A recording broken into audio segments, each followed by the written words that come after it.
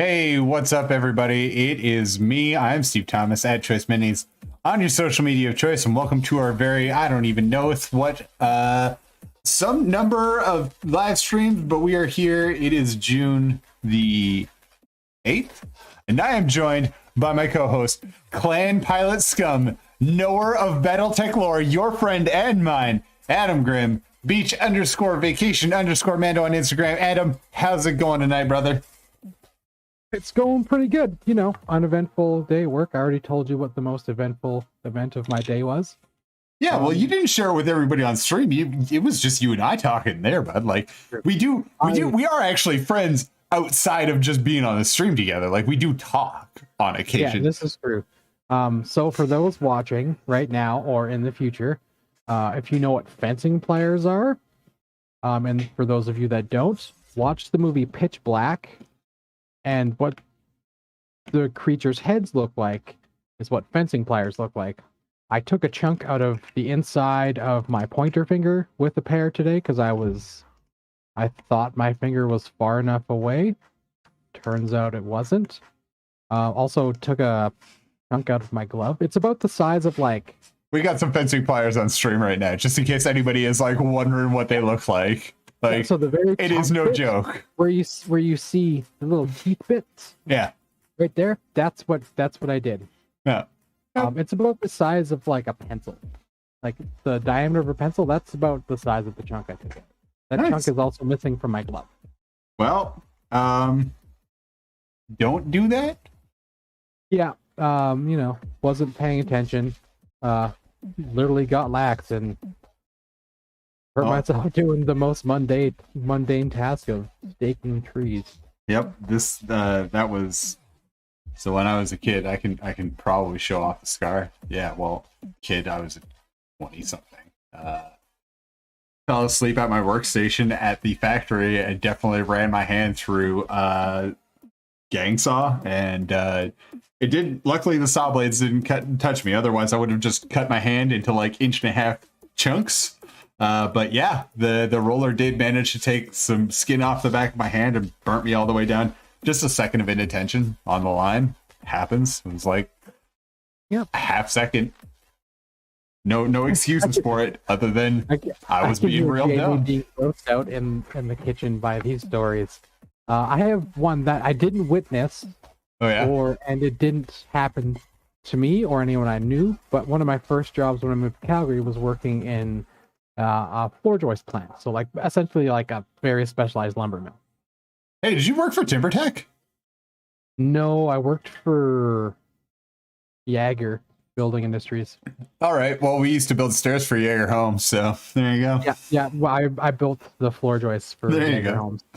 Yeah. So I was on the upper line, which was the one that forced the boards ends together with that after they've been glued, and it pressed them with wheels and heated them up. Yep. And then, you know, they'd go down to a weird chain conveyor belt thing to the setting table and so forth and so on. Yep. And then I got to work one day and my machine was taped off. Oh yeah. Like the stairs to get up there were like caution taped off.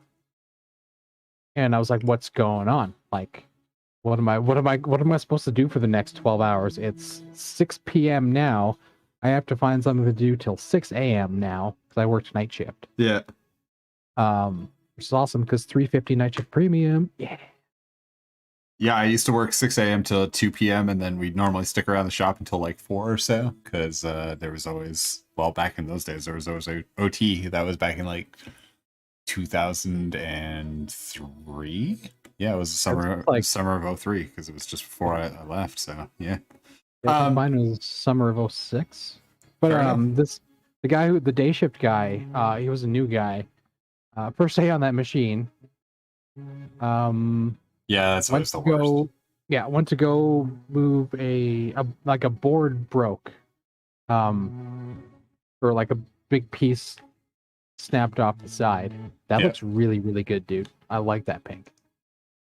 Yeah, this is what we're going to be working on a little bit tonight. I'm not entirely happy with it, but like we're pretty close with this, so we'll tweak it from there. So, but yeah, continue with your story. What did he do?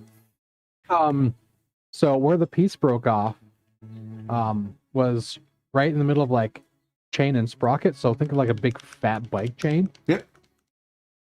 And he went in there and his sleeve got caught. Yep. And he managed to pull his hand back far enough so that when it went through the sprocket, it cut him off right at the knuckles, like right at the your punch knuckles. So yeah, that was. Yeah, mine was just a 1930s gang saw that they had picked up. All I was doing was cutting up scrap for like little filler boards, basically. Like, I don't know how better to explain it. And yeah, my job was to take pieces of scrap 5/4 inch and feed them through a saw that I had to change the settings on the saw from 1.5 inches to 1 3/8 once every 4 hours on shift and just stand there. That job has since been replaced by, I think, a robot. I'm hoping a robot, because it was a worse job. Let's talk a little bit about what we were doing with Pink tonight, and then we can get back to story time with Adam and Steve. These are the colors that I'm using. So I'm using Scale Color Indian Shadow, so that's SC23, Scale Color Fuchsia, so that's SC34, and Mojave White, which I believe is 62. Everything's starting to rub off these because of my greasy gamer hands. We're going to do things a little bit different than we normally do this stuff. We will talk about how exactly I got to sort of our this is not final product, but pretty close to a final product that we're going to see with these guys. I am also using a new product. I just picked this up this weekend. I've had a little bit of time to, it's just golden acrylic, heavy body acrylic, titanium white. So I wasn't quite happy with the texture I was getting out of the regular, scale color white or any of the other whites that I had other than my FW Dalarani white ink. So I went and picked up a new product because, new stuff. Also, tonight we're going to use the airbrush on stream, which isn't something I normally do. I normally try and keep it to the brush, but I figured I had some requests on Saturday for people who wanted to see me using an airbrush a little bit, so you guys make requests, I'll do it. Like, even if it's not in the series, if there's questions you have about using equipment and stuff, I'll talk about it. This airbrush in particular, it's not my favorite airbrush, but it is the airbrush I use the most. So this is my Badger Renegade Chrome. Inside of it right now, I've got a 0.25 needle. It's just on a standard nozzle right now. I shoot, normally I shoot around 25, 26 PSI. The little compressor that I'm using is just one of the like Harbor Freight / Amazon specials. It's not a great compressor, but we'll use it. Adam, how's the compressor for noise on stream? Super noisy? Right now? It's on right now. I don't hear it through Discord. All right. Well, that's good enough. If you're not hearing it much through Discord, that's fine. I have the YouTube stream maxed out, and I don't hear a thing. Fair enough. That's good. That is good. And of course, I got all this set up and ready to go, and then I forgot like 3 other things that I needed because I'm that guy. So we're gonna mix up some airbrush paint here. In the meantime, yeah, I can tell you the number of times I've been around like weird industrial accidents that are caused by just like flukes. And the number of times I've seen guys escape from like near misses that definitely should have caused way worse injury that didn't. It's always, man. I think of another one that I actually watched happen at the Jaeger Building Industries plant. The dude got partially crushed by a bundle of 53-foot. That sucks. That seems very, very painful. It's not as bad as it sounds. Like he was standing there waiting for more boards to build up onto the drying line. Yep.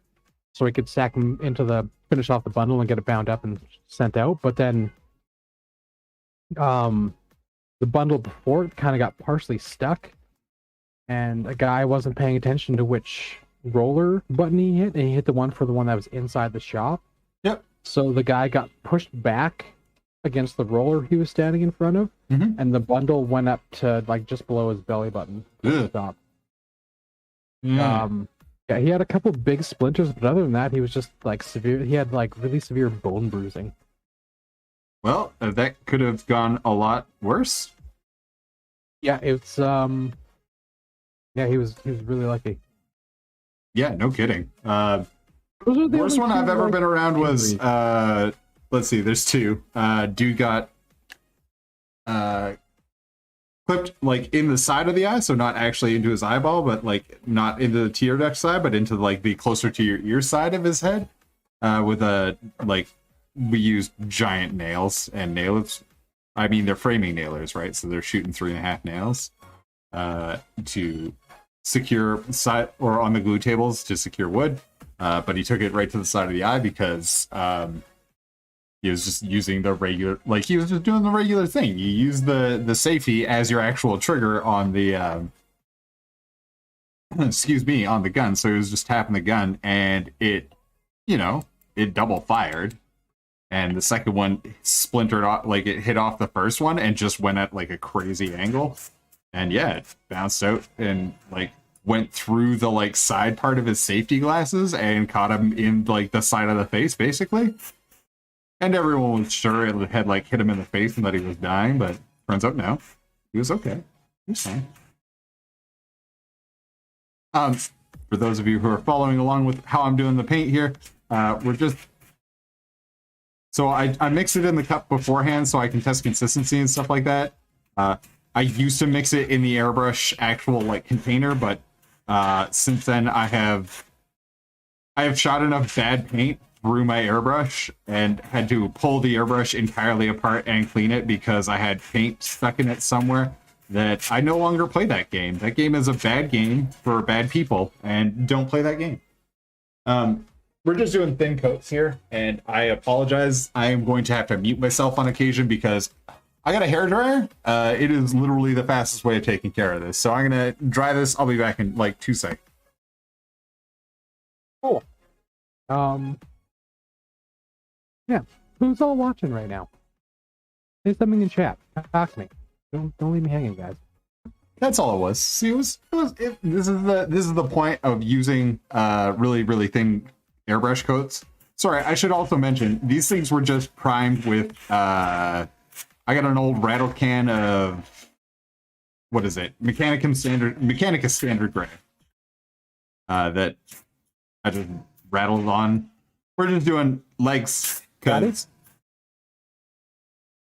What's up, Scott? Birthday Scott. We call him Scotty Muffins. All right. I don't know if I've earned that privilege to call you Scotty Muffins, but like, let me know in the chat if I can, because that's an awesome name. I'm assuming it's because Scott is full of muffins, like some sort of like Japanese game show, where if I like find the thing that is made of muffins, I get to, you know the one where the guys like find what in this room is made of chocolate, and the guy just eats the like door handle, and it is made of chocolate.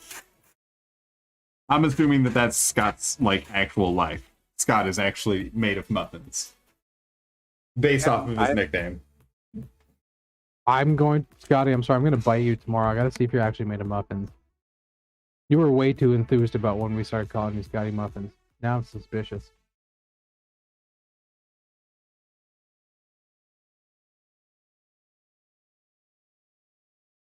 Sorry, this is the lovely part of using the hairdryer. It takes like a half second to flash off a layer of paint, so I can just flash off a layer of paint and go back. So we are going for full coverage with this Arabic shadow for our skin color here. So just gonna keep blowing at it with the old airbrushity brush. Get the backside, even though it's not really gonna be pink like the rest of it, but we'll just get coverage on there. Yeah, I can honestly tell you, I don't think I've ever actually had like a like for realsies nickname that's stuck that somebody at work has given me, which is a little sad. You know, I'm 30 whatever, 36, 35, 30 something, and I don't think I've ever had a work nickname.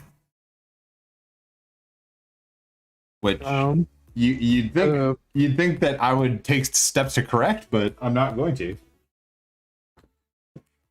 My two current work nicknames are Dr. Jones. No time for love. Yep. Also, actually, like also Indiana Jones, but only Indiana Jones from Temple of Doom. Because one of the guys called me Jones, and my foreman Nick is actually the one who started calling me Dr. Jones. He's like, "You call him Dr. Jones, lady." Awesome. So That Dr. Jones to you. And then Buff Guy the Vampire Slayer. Yeah, you told me about Buff Guy the Vampire Slayer, and let me tell you, if there were ever a fitting nickname for our friend Adam Grimm, Buff Guy the Vampire Slayer. Buff Guy the Vampire Slayer. Yeah, my other previous work nickname, actually from still landscaping but a different company, was Indy, because one day one of the supervisors thought it'd be funny to put all of the Adams in maintenance on the same crew for a day. Okay. So there was me and 3 other Adams. Okay. So we had to figure out how to differentiate. And you guys didn't just have an Adam fight, like where all of you got together and whoever like survived the Adam fight got to keep the name Adam? No, the one Adam got to keep his name because he actually started before us, like a month before us. Okay. Yeah, myself, and the other Adam. And the other Adam became German Adam because he was German. Okay, makes sense. And then then they actually started out as Dr. Jones. Okay. And then it became Indiana Jones, and then it just became Indy. Indy. Yeah. I'm really hoping that all of your coworkers screamed at you like you were, or like they were Steven Spielberg's wife. Because that's who that is. Some of them, yeah. I was also known as the Bill. As what? The Bill.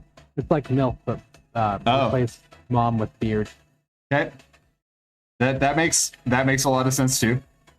I mean, having been around not landscaping crews, but other crews of other varieties, that reads. Yeah, it's stuff to pass the day.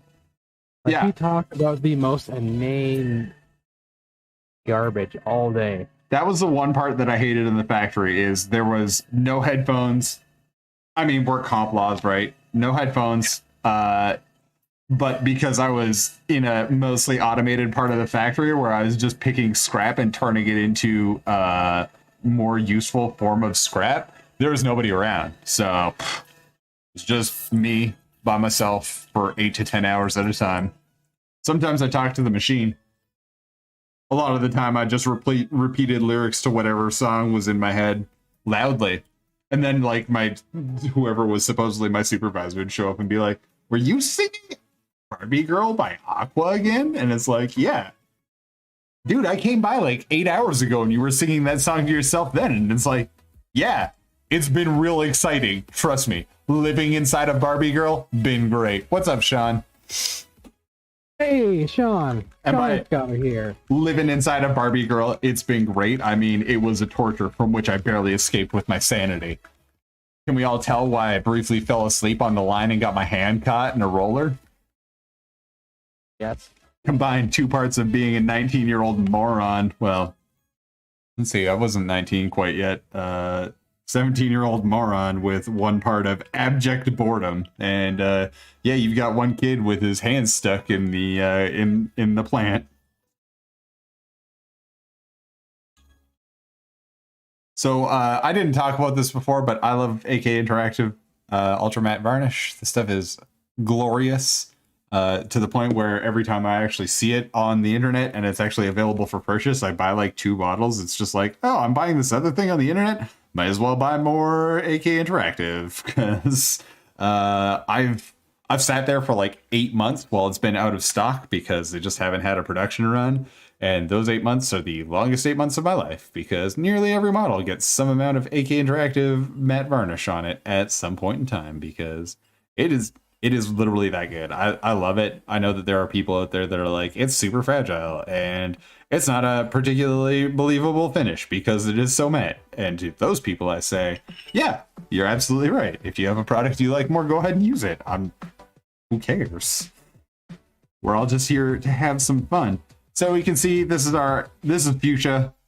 This is our sort of mid-tone, so we're going to cover most of the model in this color, and then we'll come back and add, we'll do some oil washes and stuff, a combination of oil and pen washes, and get some black lining done on this thing, because yeah, this is super cartoony, and I feel like if we're going to be painting hot pink, we may as well go like as cartoony as we possibly can. So you guys can see, like, that is like, that is anime amounts of shine on there. Like, it is a ridiculous amount. And all that is super matte paint. So we're going to embrace the shine. We're doing good, Sean. We were just telling horrific injury stories for like the last 20 minutes. Yeah, because, you know, what's better than discussing horrific workplace injuries on a PG-rated stream? My finger injury, despite like how much we described it, is like it had no effect on the rest of my day. Aside from it was the most eventful thing that happened to me. That's fair. Yeah, like it's not. I didn't like take a big chunk out. It's just there's a little bit of a dent in my finger. So whenever I swap paints, I like to do a little bit of a blowback, just because the first couple of blows out of any airbrush, and this isn't unique to the Renegade that I'm using, all airbrushes do this. There is a certain amount of paint that gets stuck in the cup and down into the actual, even if you blow it out, there's still a certain amount of pigment that's left behind. So using the blowback pressure helps you to mix that into the color that's coming out next. So we'll and at this point in time, if I was doing an actual model with these, as opposed to just like, let's blow some paint and talk about how to paint pinks properly, if I was going to put this onto a real model, I would choose a lighting direction. But for right now, we're just going to kind of choose up as the direction the paint's going to come from, because up feels like a direction. So we'll go with mostly zenithal on this guy. We'll give it a little bit of love. See, this is the wonder and joy of airbrushing as a slider. So I should talk about that. So you guys can see what's happened on this guy. There's a little bit too much paint on it, and when I blew with more pressure, it just sort of blew all the paint. This is the problem with being impatient with airbrushes. When you put too much paint onto it and it hasn't fully dried and you go back and put more onto it, this is why I like to use the hairdryer so much, is because coming back, there is almost nothing I can do now to fix that other than trying to blend it in. And luckily it happened early and not later in the process, because early we can kind of cover it over with more paint. Late in the process, we're going to just end up with a bad paint job that either needs to be redone, which not terrible. There's nothing wrong with having to redo little bits of your paint job. Now, I could probably turn the actual air pressure down on my airbrush, and that would help, but I'm lazy, and it's all the way behind me, so I'm not going to do that tonight. I'm going to do the easy, lazy way and do a bad job of this. Well, and by bad job, I mean, like, I don't know, you just make the correction, right? John, which was the freaky gross injury? We talked about it.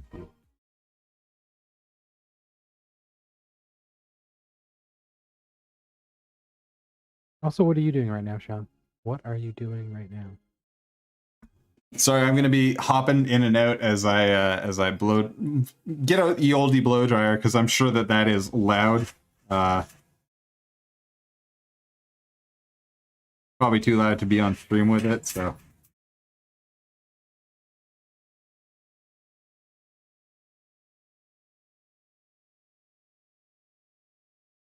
All right, so I got a situation with the airbrush where the airbrush tip's a little dry, so I'm just gonna pull out a rag, blow it out a little bit, blow out whatever's stuck on there, and then get back to airbrushing. I have seen a ton of airbrush tutorials on ye olde internets, because I like watching painting videos on the internet.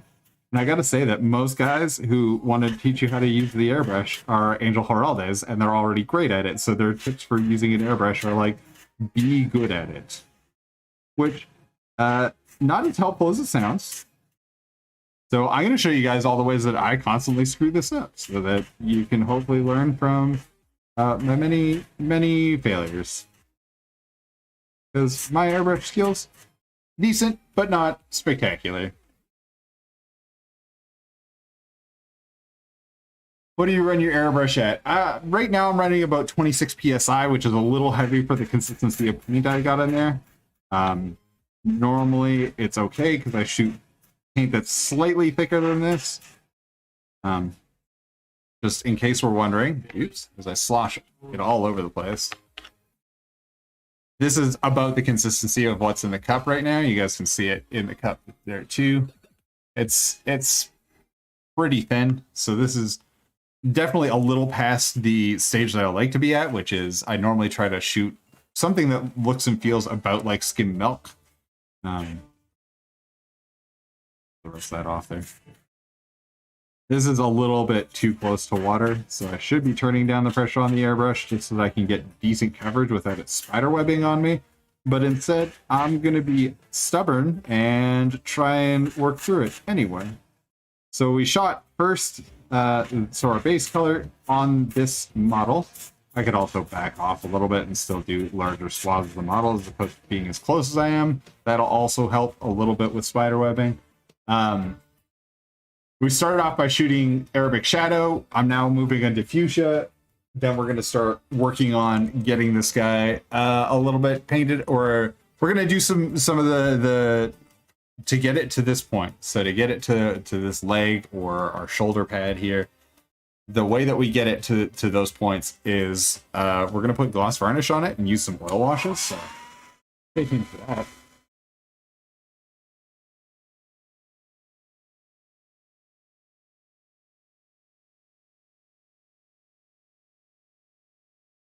It's lovely how fast the hairdryer takes care of this. Oh, I love it so much.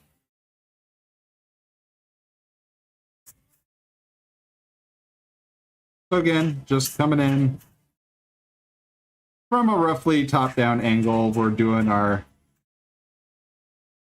fuchsia.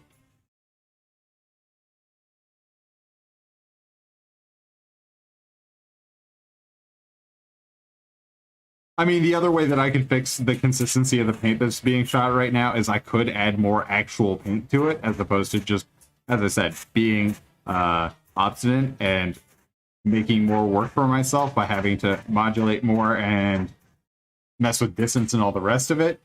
But, you know, what are you setting up to paint tonight, Sean? I'm gonna say it's probably works. I'm certain it probably is Orc.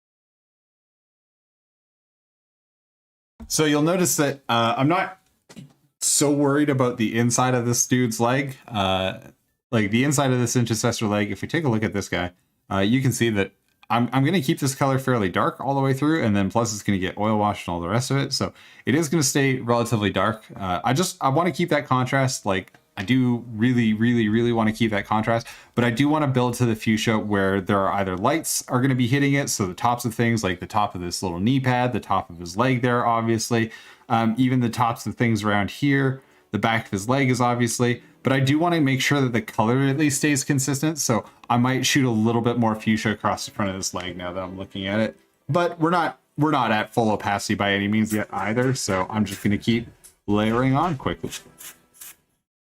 Like this is the beauty and curse of airbrushing well, is that it does go on really smooth, but it's not like a one coat, like hit it with color and you're done kind of process. I've seen lots of guys try that. I've been the guy who's tried that. What am I saying? I've seen guys. I've been the guy who's tried that. Heavy coats with airbrushes never work. I'll say it again for those in the back. Heavy coats of paint with airbrushes always look bad. You still have to blend. You still have to put in work and time. It's just that, I mean, I could be doing intermediary blends and whatnot too, but I'm just not going to. Ooh, Nurgle boys and orcs.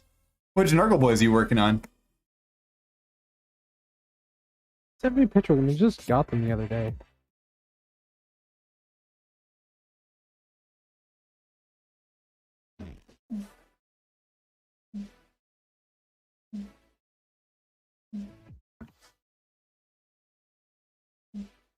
And we're gonna keep going.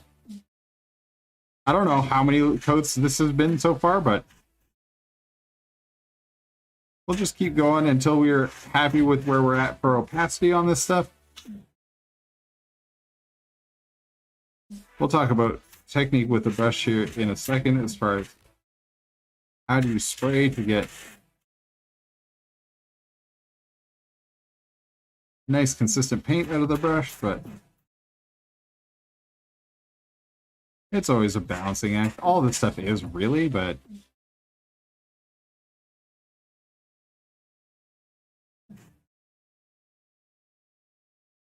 Adam, are you working on painting anything right now? No, I was just about to start cutting out some bits to make another Warhawk guy, but I'd stopped in favor of reading about a mech I just got in Mech Warrior 5. That's fair. You do love your Mech Warrior 5. I'm not going to take that away from you. That's why I said you were a clan pilot. I mean, you are canonically a clan pilot, if I remember correctly. I will be at some point, and you're probably I'm probably expecting within like the next 5 to 7 years. The character may appear in a book. Neat. Or no, I'm not saying like it's gonna be a book, but like it could just be like in one of like the info books. I might get become like a playable character in the tabletop game. I don't know how they will canonically put it in. I don't know that until I think I get a notified when like the character makes it into something. I've heard of people working with authors in the new books with their character. Neat. So who knows? Well, I look forward to eventually seeing you as hopefully a clan pilot in the future. Yeah, I have a feeling I'll. That's fair. So, at least you will have lived in the universe.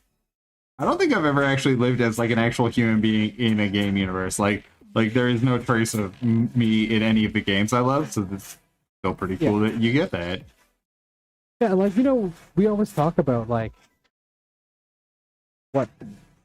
what sci-fi universe we'd want to live in, and it's Star Trek, Star Wars, Warhammer's a big no. Everyone should say no to Warhammer. Also possibly to Star Wars. Depending on whether or not you are currently a robot. I think I might pick Star Trek. Aside from being one of my all-time favorite sci-fi universes.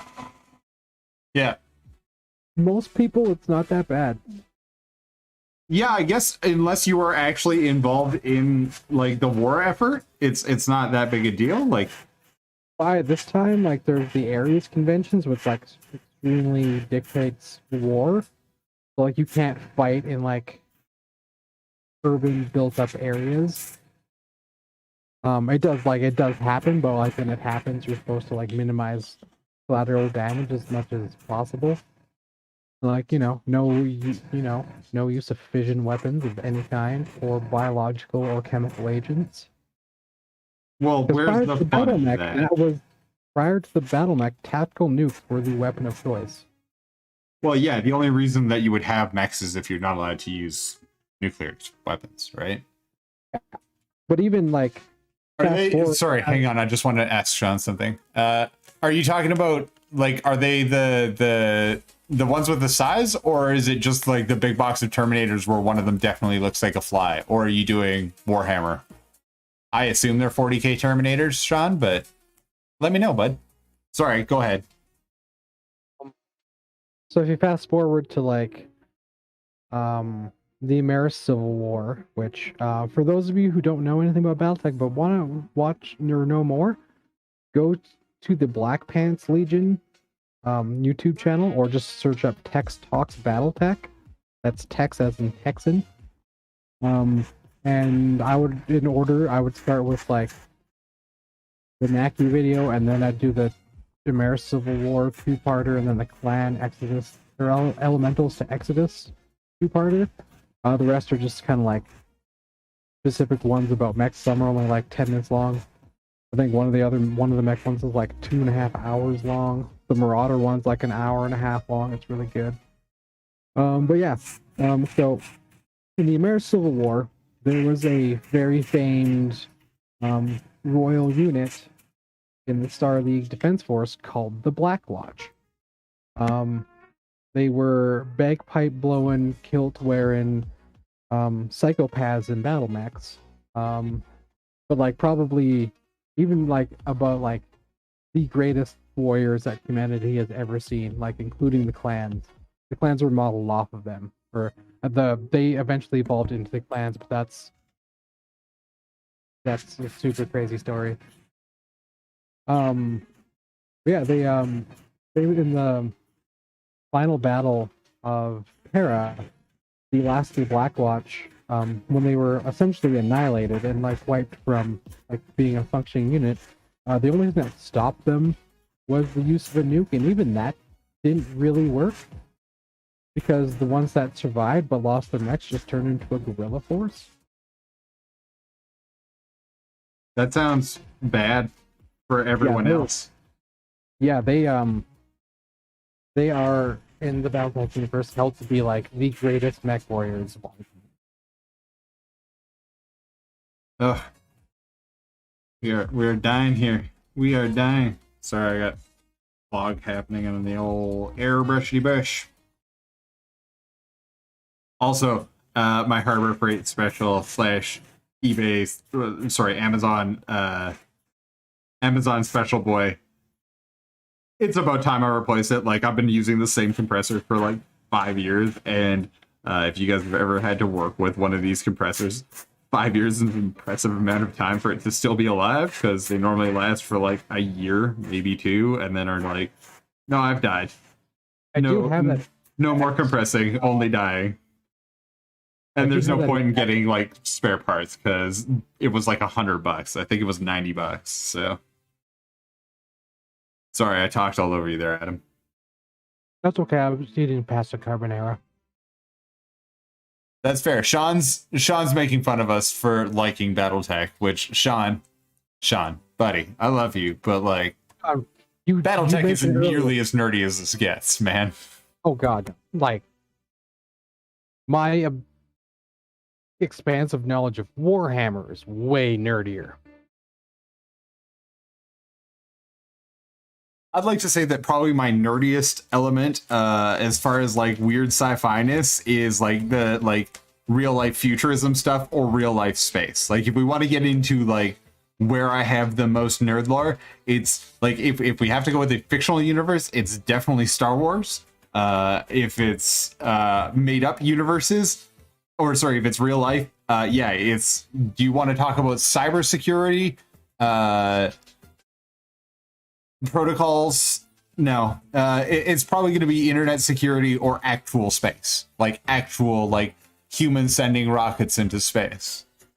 Both of those things. That is my nerdy passion, to the point where I stop working and everybody just sort of accepts it that I stop working so that I can watch literally every live stream launch that has happened in the last like, I don't know, since I've had this job. That's got to be at least 6 years now. But we're getting pretty close with our might put one more code on here.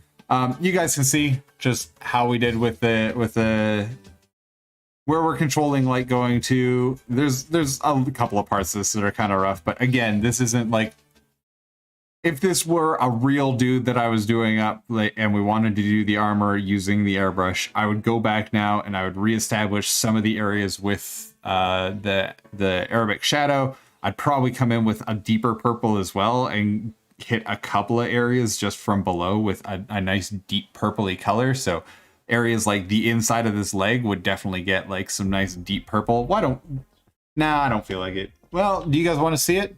Let me know in the chat. If you guys want to see the full process, we can do it. If not, I'm going to probably throw at least one more coat of fuchsia on here, and then we might move on, maybe 2 more coats, and we'll keep on keeping on. We'll keep on moving on this guy. Yeah, I remember the challenge. I didn't get to watch it in person, but my dad did tell me when I got home from school that day that the space shuttle blew up, because I love the space shuttle. I also remember watching that on TV. Oh, I guess I wasn't at school. I was like watching Sesame Street or something at like somebody else's house. I know that my dad told me that the space shuttle blew like. Because I was what like, was the one that blew up in the early 2000s? Columbia. Thank you. God, Yeah, that was the one That was the one I watched live. I was at home. Oh, I just saw it come up on CNN. Because back in ye olde days, it was hard to watch that sort of stuff. You had to have like NASA TV. I had the Space Channel. Oh, fair enough. Which eventually morphed into the Sci-Fi Channel, which is not better. Functionally worse. Yeah, well, you know, CB actually had some decent programming. I don't know if it still exists or not, though. I have no idea. I haven't had any form of cable since I lived with my parents, so I think I got cable here, but I've never hooked up to the TV. Yeah, one of my neighbors today, I was out on the back porch watching the dogs. My neighbor's like, "Are you having trouble with your internet?" And I was like, "No." And he's like, "We're having trouble with the TV, but not the internet." And I was like, "How strange." Right, people still get the TV over the like cable that is full of internet, but why? Yeah, I don't know. Smart TVs are awesome though. I quite enjoy our smart TV though. So when I lived in my old apartment, TELUS, the Canadian equivalent of Comcast, wanted to do some market research, right? And my number came up and they're like, "Hey, do you want us to we'll give you a free trial of this new TV package that we're doing?" And I was like, "No." And they were like, "Please, please." And I was like, "No." And they were like, "What are your objections to getting it? Is it because it's like," I was like, "Because I haven't watched TV in a decade." Like, "Hey, Mr. Ed, what's up, man? Hope your back's feeling better, dude." They were like, what is your objection to this? And I was like, I haven't had TV in a decade, and I just don't see the point. Right? Hang on, I won't blow dry for a second. I just don't see the point. And they were like, well, I'll tell you what, we'll give it to you for 12 months for free if you give us feedback for a month. And I was like, all right, fine. The guy came over to my house, set it up, and I was like, oh, cool. Like Men in Black 2. I would never watch Men in Black 2, but it's like on the TV. And then like 4 minutes after the dude was out of my apartment and was like the first commercial came on, and I was like, oh man, I should really just watch Men in Black 2 without commercials. And then I flipped over to like Netflix and was like, hey, there's Men in Black 2, and watched that. Good to hear you're feeling better, Mr. Ed. Good to hear, dude. Yeah, I think the only time I've watched cable TV since I moved out of my parents' house, like 15 years ago, it's always at like Christmas. So I just throw it on the Sci-Fi Channel because it's just the Star Trek movies on endless loop usually. I mean, I remember a time as a kid where I could watch The Simpsons. Like, as soon as The Simpsons hit syndication, I think there was like a good 10-year period where you could watch The Simpsons just 24 hours a day. Like 365 days a week, 24 hours a day, you could just watch The Simpsons. It was always on some channel, right? Some channels like on weekends would play like 4 or 5 episodes back to back. Oh yeah. So this is about where I'm going to stop. We didn't get any consensus about me doing. Well, I'm going to do it anyway. Hang on. I'm going to grab a purple. We'll just shoot a little bit of it into some of the deeper recesses, just just show you what I would do if I was taking this all the way up on like an actual mini. Hang on 1 second here. We're gonna use, this is a really, really dark purple. So it's petroleum gray by scale color. It's a bluey purple black. So we'll use a little bit of this. I'll mix it into some of the Arabic shadow, and that's gonna be our darkest tone. So again, I'm just gonna use a tiny little bit of this, mix it up in the dish, throw it in the airbrush. Let's get this on screen so you can see one dot of petroleum gray, a slightly larger dot. We'll see how this comes out in the mix.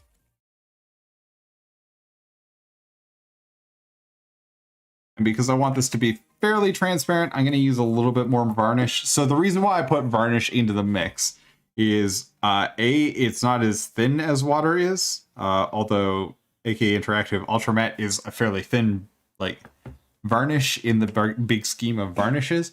It is not as thin as just regular water is. So when I want to make something transparent but still have it have the same consistency and like shooting viscosity as paint, that's typically the way that I'm going to go with it. Yes, it means that I have to shoot more layers of that color. Going to get a little bit darker than that. So again, I'm going to come in with just a dab of petroleum gray. We'll put it on the side of the thing so I can see how much I'm actually putting in. So, okay, about a 50-50 mix of petroleum gray to Arabic shadow. I'll just mix those together, see how we're feeling about it. Oh boy, I'm liking where that's at. So you can see it's a fairly desaturated purpley color. Just the combination of the red, purple, pink skin tone from Arabic shadow, or Indian shadow, sorry. I keep calling it Arabic shadow. Indian shadow. Arabic shadow is the one that's a little bit more yellow than this. But Indian shadow, so that reddish brown tone, like that brownish pink tone, I guess, is probably where we're probably best at calling it. That's part of it, and then we I forgot to clean out the airbrush for the fuchsia. That's gonna add a second here while we get that cleaned out. But yeah, that's gonna be our extreme shadow color, so I'm only gonna use a tiny little bit of it. Again, not my favorite airbrush on the planet, and we are drying up pretty significantly here, so I might actually take a second and just run some isopropyl alcohol through it, just to help break up anything that might be stuck inside of the actual brush itself. Situations like this, water is a solvent. Water is the solvent for acrylic paint, so all I'm doing, now that it's a little bit jammed up, I'm just wetting down the needle and stuff and just making sure that that area is also clear.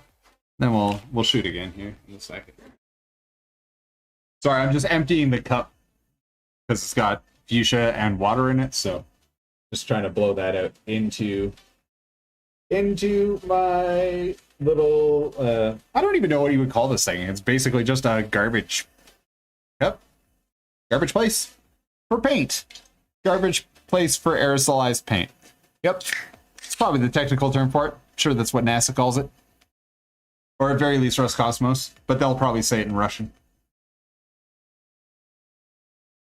The ESA has it labeled in 17 different languages so that every EU member feels represented, but really the Germans and French were the only people who actually contributed to the whole process.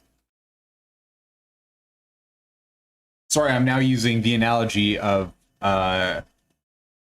national and I guess international space programs to describe my process here, because I'm trying to fill a little bit of time while I deal with my airbrush being a pain in the butt.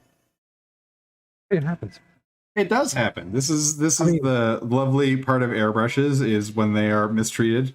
They definitely mistreat you right back. So I really need to get a new, better airbrush, because I still have the airbrush from that same compressor that you have. That's when it came with.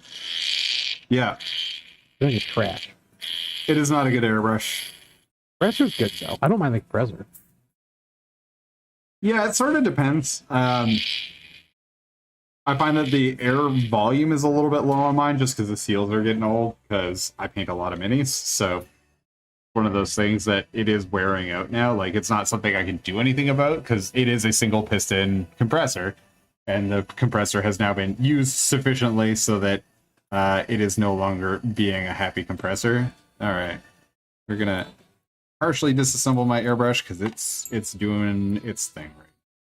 Of course, I can, you know, shoot all of the demo stuff and get together my test, and it's all fine. When it comes to actually using it live on stream, of course, it's going to be just a pain in the butt. So I've taken the ends off.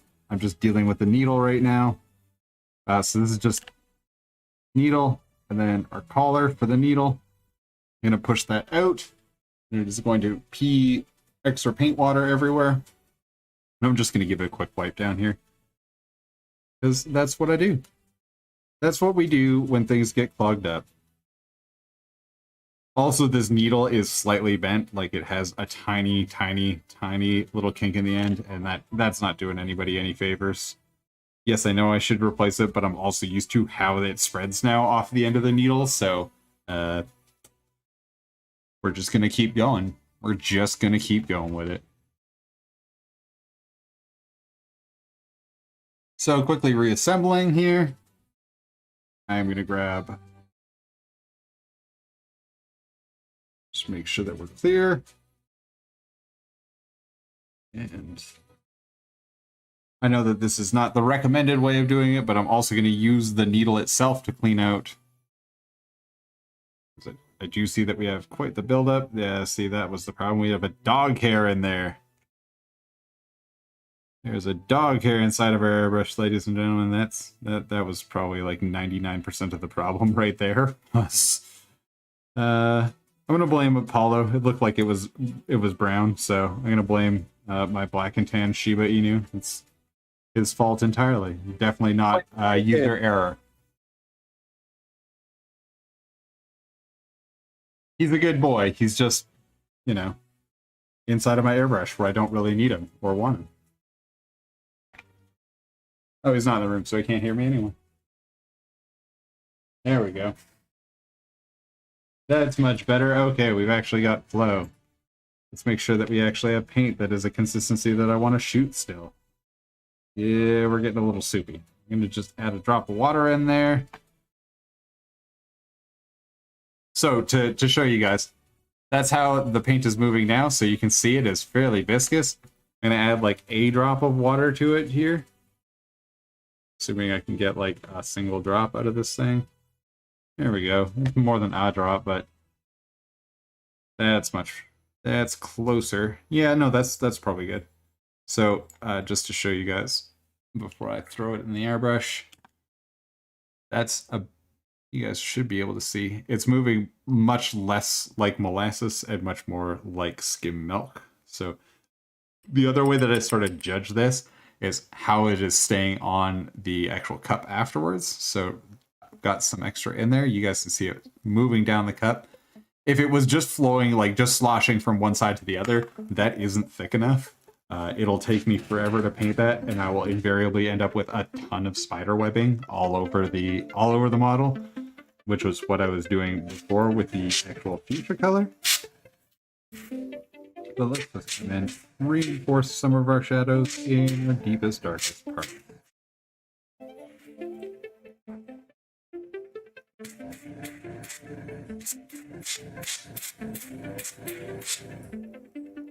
So the other thing that you can do with airbrushes that is much, much harder to do with, say, well, it's not much harder to do, it's just different than other brushes. You can angle things in order to hit them in a way.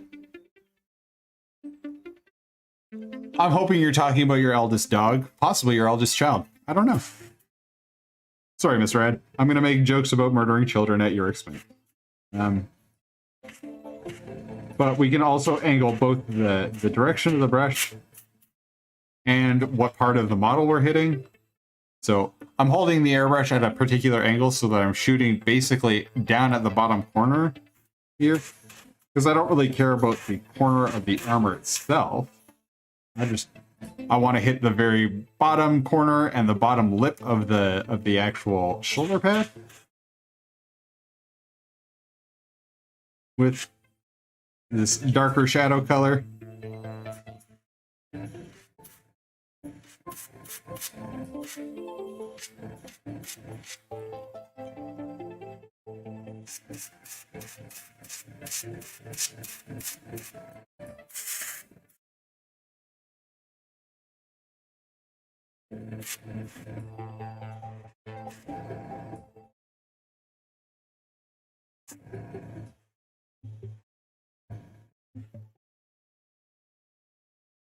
Just wait for that to dry up a little bit. Come back into other places, fill in a little bit more shadow.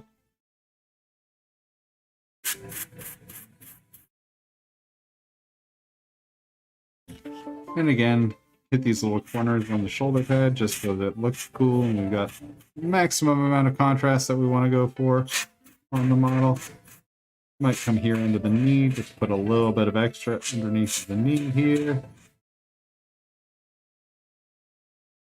And whenever I'm not getting good spray coming out of the brush, like if I'm pulling back on the trigger and not seeing an amount of spray that makes me happy, I'll come over, just swap over, shoot my hand for a second, make sure that I get it back to a flow that I like, and then we'll come back over to the model. There we go. Just shoot a little bit of extra on there.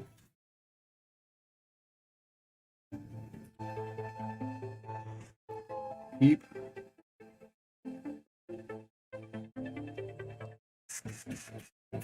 Okay. I'm pretty satisfied with where we're at here. How do you feel about it, Adam? I like how that's looking. That's coming along well.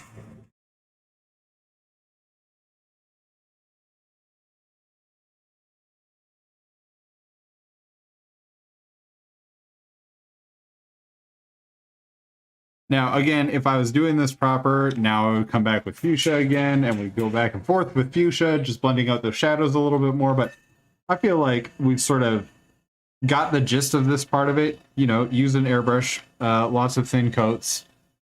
Do it quickly. Into the trash bin. Oh, wow. Wow. All right. Well, that is a wild ride, Mr. Ed. A Baneblade, a Valkyrie, and starter set. Well, I mean, like, the Baneblade does play like trash, but, like, it's not actual trash.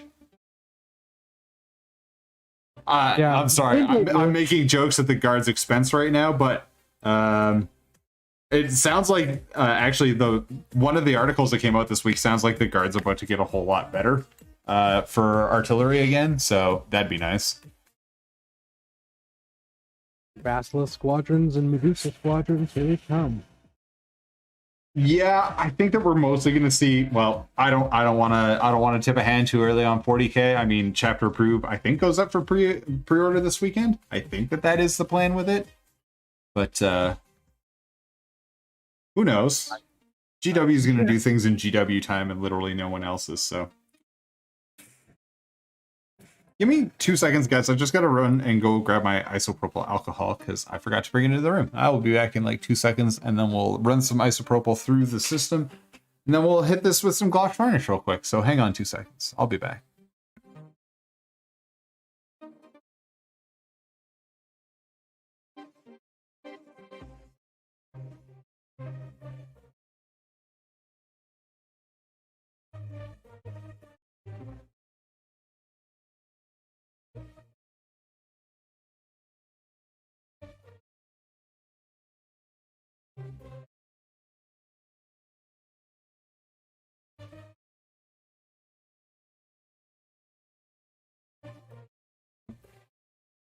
Man, Adam, do you remember what the actual, like, Elysian Drop Trooper Valkyrie variant is called?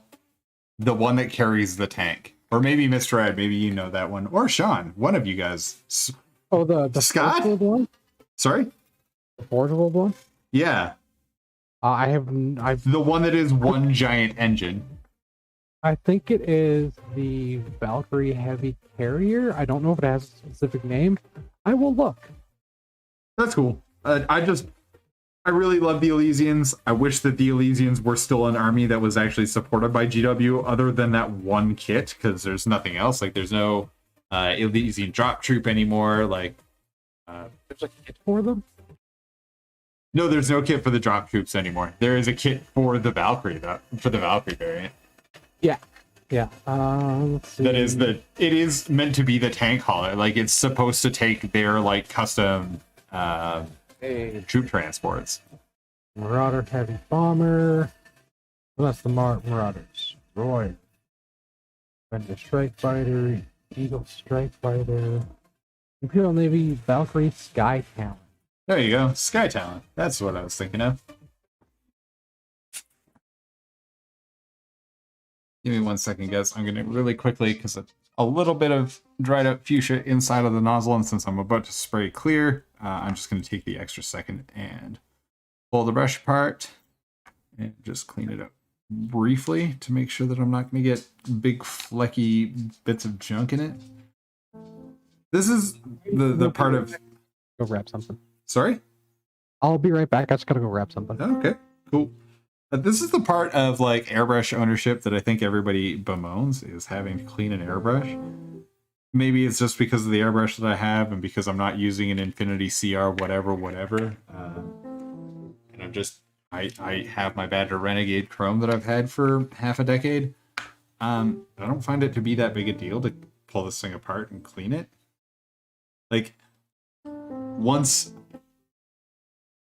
I paint between 3 and 5 models a week, and pretty much once a month I have to pull. And when I say like 3 and 5 models, these are like troop size models. Like I'm not talking about like Mortarian or something like that, but like troop size models. So let's say like once every 25 models, I have to pull this thing apart entirely and give it like a thorough cleaning. Even right now, even the like 5 seconds of maintenance I'm going to do right now while we're on stream is pretty much the most maintenance it gets. Actually, that's not true. It is once every like 6 months. I will pull it entirely apart, put it in simple green or something like that, or pine sol, and like really give it the business. Like pull all the seals out of it, really give it the business, and like clean it up. But otherwise, like this is the most that I've ever had to do to an airbrush to keep it clean. I know that seems like I'm humble bragging, but like, I don't know, it just seems like it's not that big a deal to keep this thing clean. Like it's about the same amount of work I put into keeping my brushes clean. As I announced that, I have to buy new brushes new Kolinsky brushes every 3 months. Because I don't... I'm back. Oh, hey. I'm just nattering on about airbrush maintenance because I just don't find that it's that big a deal. Because in the time that you left and came back, I've disassembled and reassembled the airbrush, and it just squirted a bunch of gnarly crap at me. So I'm glad that I did it before I did that. Squirted all this stuff into the like top coat that I was about to put on it, like into the gloss varnish that I'm about to spray, because that's how you end up. That's how you end up with gross varnish. That's how you end up with texture in your paint.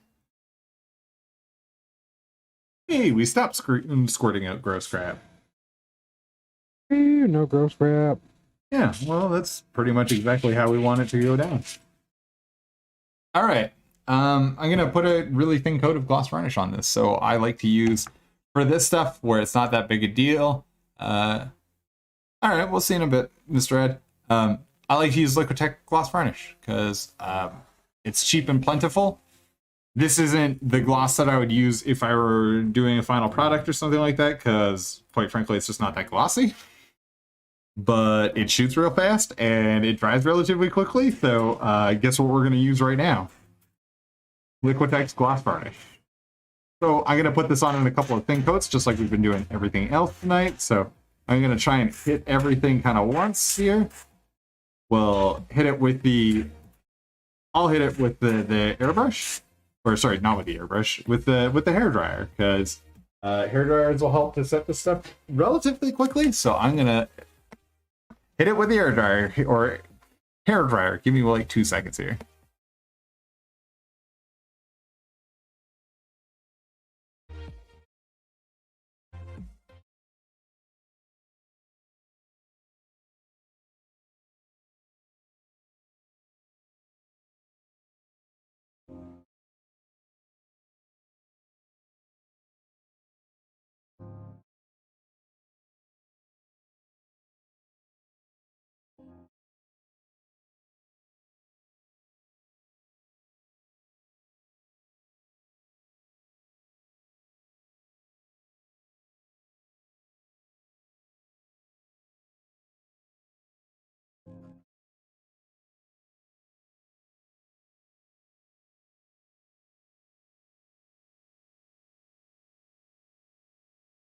All right. Well, so to get it to this point, I'm just looking for it to be like not tacky anymore. This isn't set. This isn't set by a long way. And if I were doing this for not a stream, in between these, I would give it about 10 minutes or so. Like in between coats of varnish, I would give it about 10 minutes or so.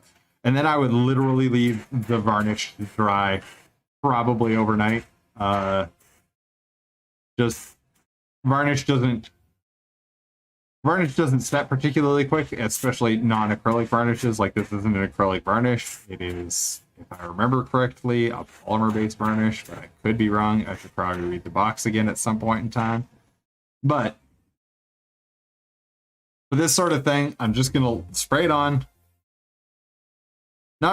I'm being pretty thin about the whole thing because many thin coats, but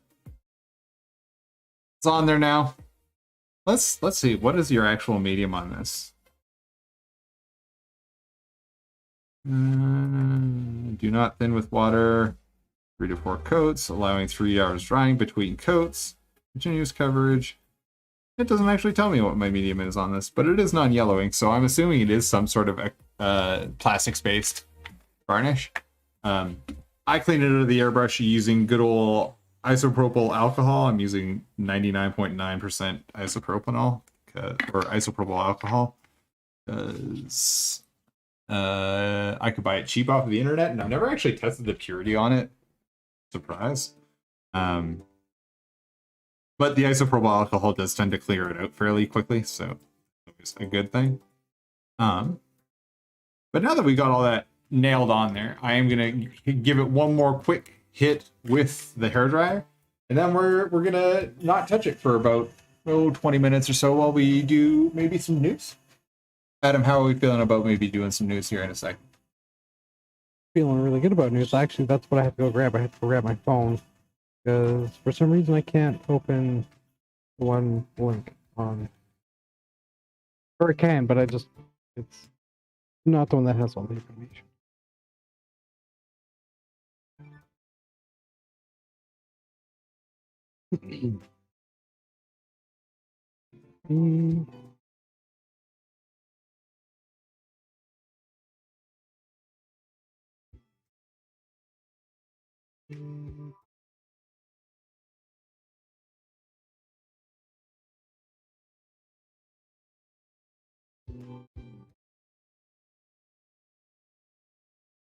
So, the other thing you can do at this moment, before we go to the news, because we'll get there in a second. But if you wanted to mimic high gloss armor from a single light source now is the time. If I wanted to take this and say, okay, I want high gloss armor represented on the end of this model. This is where I would take this and I would go outside into the sunlight and say, how does this look under the sun? And I wouldn't say, how does this look under the sun? I would say, how does this look on my camera? As I take it out under the sun, put it under the sun, and take a whole bunch of photos of it, just with the sun beating down on it, because there's no better way to do it. Like, honestly, if you want to mimic what sunlight looks like on the model, cool. When you get to this point, you are as glossy as this thing could possibly be. It is going to have the most shiniest of shines right now. You can tell some of the places where it wasn't quite dry before I shot it on there. It's a little bit hazy. Whatever. Good enough. We are doing this as a live demo, not as a perfect model. So you guys can see what's going on here. It is super, super glossy. It's already dry to the touch, but I am going to give it a couple of minutes just to sort of hang out and do its thing. But in the meantime, Adam, we should probably talk about the news. Music is happening right now. Music. All right, what do we got first? First one actually is for those that want to look. If they can go down to the links below, it's more stuff for Infinity. Yeah, man. Corpus Belli.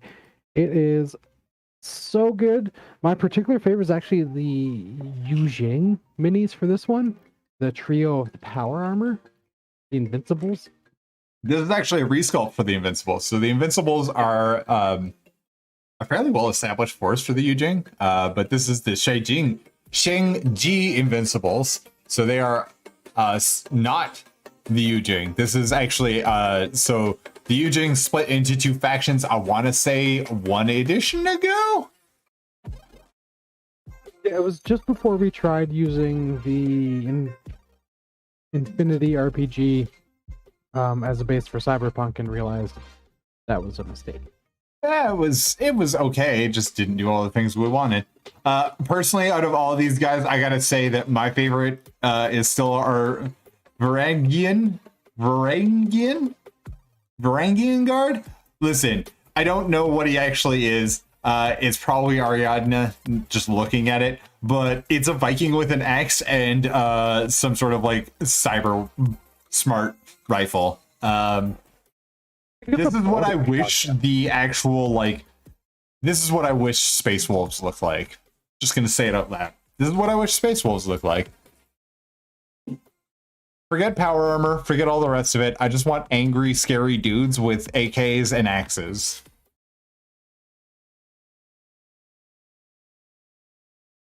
Did I lose you, Adam? No, I'm still here. Oh, okay. But also the Cyber Ghost is pretty cool. Just all of the models are cool. It's Infinity, man. Also, I miss that Angel doesn't do all the box art painting for this stuff before it comes up here. So you can see they only had one painted, which sad. Yeah, that is sad. But there are more photos of all these guys on their website or on their Facebook too. So if you want to head over to their Facebook, you can do it that way. Anything else, Adam? No, I just thought these guys were neat, and it's been a bit since we talked about Infinity. Also, the two that you stopped on, the 6th Airborne Ranger Regiment, those are the first two I saw, and I was like, what are those? Yeah. And then I was like, oh. Yeah, the Ariadne faction is as close as you can get to like modern era combatants, just because they all went to a planet and decided to have a war by themselves, while the rest of humanity was like, let's all go and have like a way cooler society and then have a cooler war. So Pan-Oceania, Yujing, Hakislam, and who am I missing? There's one more. All decided to go have a way cooler life on way cooler planets than where Western Europe and America decided to just go to their planet and be like, let's have another Cold War on this planet. And everyone high-fived and had another Cold War. Yeah, because they were stupid. And then the aliens showed up and were like, some of us are dog people? Yeah, they're like, is it just me, or do these people all smell like wet dog? But how that's not fair. That guy's got an axe. He just turned into a werewolf and killed my entire group. Yeah, I do. There is a lot of parts of the lore of Infinity that I love. I just wasn't a huge fan of the game system itself. Was cool, and if we were playing it more to that game system's strengths, it would have been great. But we wanted to play a different game, so that's fine. I think it was the one where we tried hacking and we were like right next to a door and it still took like 4 turns. Yeah, that'll happen. That'll definitely happen. What else have you got this week, Adam? This is a fun one because, you know, what's one of our news segments without a Kickstarter, right? Yep. This is something we've talked about before. It's pirates, but it's animal pirates. Okay, I have to say that not only is it animal pirates, do you remember for, I think it was V's birthday a couple of years ago, we played Dungeons and Doggos? Yeah. Same publisher.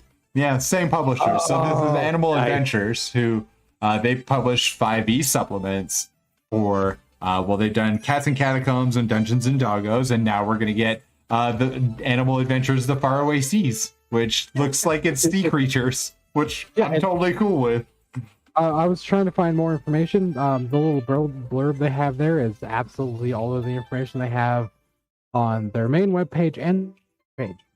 Open for more, but it's a non-official extra D&D thing, and we played Dungeons and Doggos, and it was amazing. I remember swinging my sword around like it was a stick, and I killed so many goblins.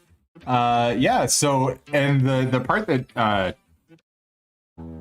if there was a separate, you could buy the Shiba Inu out of the package of all of the minis, I would already have bought like 6 of them, but you can't, and I'm not gonna buy a recast because I don't know, I have a weird sense of morality about that sort of thing. But they did also make like all of the pre-builds that we had for that game also had minis made for them, and they were all made by Steamforge, which is the guys who made like Guild Ball and all the Ex Machina stuff. Like they're making all the stuff for Ex Machina seasons 1 and 2 so far for minis. So their plastic's okay. For Critical Role.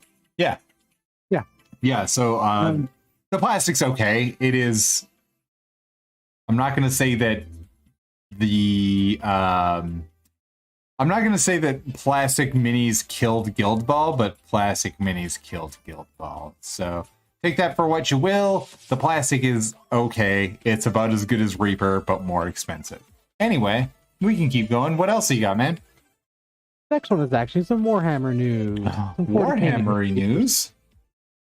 It's point drops for chapter approved 2021. Yeah, so that's what I was mentioning before. It looks like chapter approved is maybe going on pre-order this weekend, just based off of the amount of news that's coming out this week. Yeah, so it makes Land Raiders viable options again.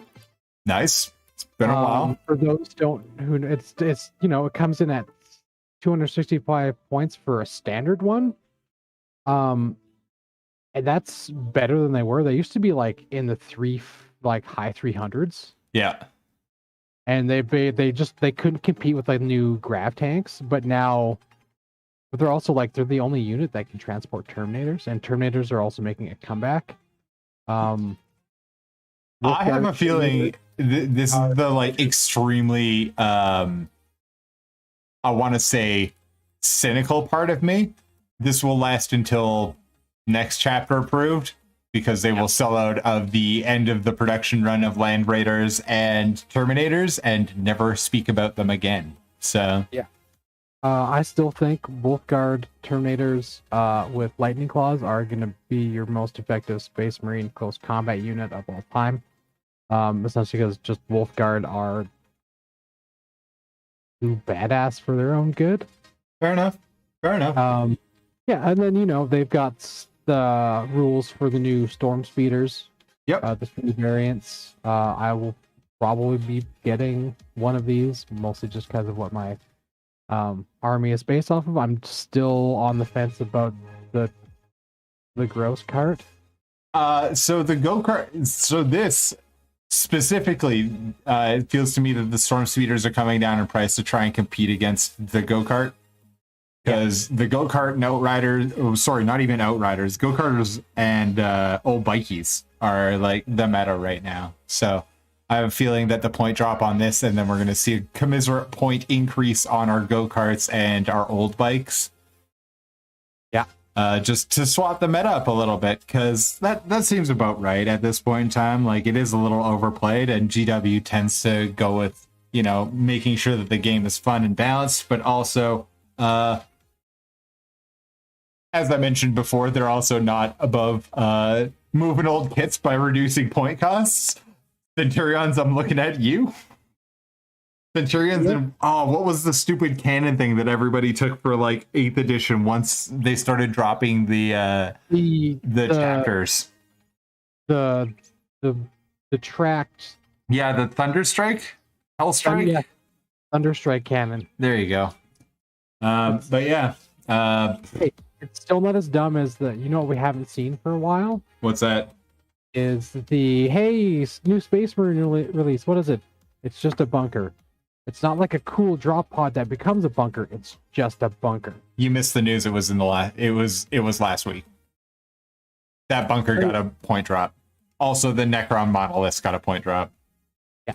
Because why would you pay for shitty terrain? Anyway. Yeah. Another fun one for you. The Immortals got a point drop, making them at 4 points more than standard Necron Warriors, which is pretty good, because I remember they were pretty expensive before. Yeah, they used to be 20 point or 12 points per model more and had the same number of wounds, and their weapons were basically the same thing. Like the Reaper cannons were a little bit like the Ghost Reapers are a little bit better, but like still not. I'm not going to go and paint a bunch of immortals. We'll put it that way. Not that I don't care about the army being competitive. There's nothing modeling. Like, there's nothing modeling wise that draws me to immortals that I don't get out of my system by painting. Oh, I don't know. What was it? 80 Necron warriors that I had to paint earlier this year? Yeah. Yeah, the next one down is Wraithguard and Wraithblades. Yep. So that is going to be essentially your ranged and your close combat Wraithguard. It's the same kit. They're getting a point drop. They were really big in 7th edition for Elder players. I would love to see something from the craft worlds that wasn't the Wraith guys that actually got some love. I'll say it on behalf of every Elder player. Give Elder new models. Oh god, I can't. In this photo here, every photo shown is pewter. No, all the Wraith guys are all plastic. I bought the start collecting kit when they swapped over to plastic. So all the Wraith guard are plastic. It looks like they might have the old fine cast. What's his name? Not Farseer. Farseers are Tau, but I don't know. You are correct. Farseer is the ultimate commander for Eldar, and then its Warbucks are under them. All right. Well, these dudes are all plastics. So I've built them before. Built and painted them before. I've never really used them for anything. So the last time I actually looked at them, they were pewter still. So no, they got them and the Wraithlord. They all got an update at the same time. I do like that Gene Stealers are coming down in cost. That makes me happy. Yeah, they're only 13 points in model or 15 for pure strength. That's really good. It's gonna give the Genestealer cultist armies a little bit bit more. You'll see more Genestealers in their armies and more of them. Yeah, Nids, like Genestealers and Nids aren't a big thing right now. Genestealers, even Genestealers in GSC armies aren't a big thing right now. Although games like literally Genestealer cults armies are not a thing right now. I still want to someday build my entirely Adelan Jackals army of Genestealers. Just Jackals and Kellermorphs, and that's it. Just Jackals and Kellermorphs. Oh, Jackals are the bikes, right? Yep. Jackals and Kellermorphs. No ability to hold anything, no obsec, just murder. Just fast moving murder. That is usually how I beat your Genestealers. Yep. In Kill Team, the only way I can, because I usually usually have some form of weird trial Space Marine Kill Team going that I'm like, hey, this Space Marine group is cool, I will make them. And then play them on in Kill Team, and so far the only ones that have actually won anything have been my Grey Knights Kill Team. Actually, no, the Custodes won because we were able to. You didn't have enough minis to hold it. I think I.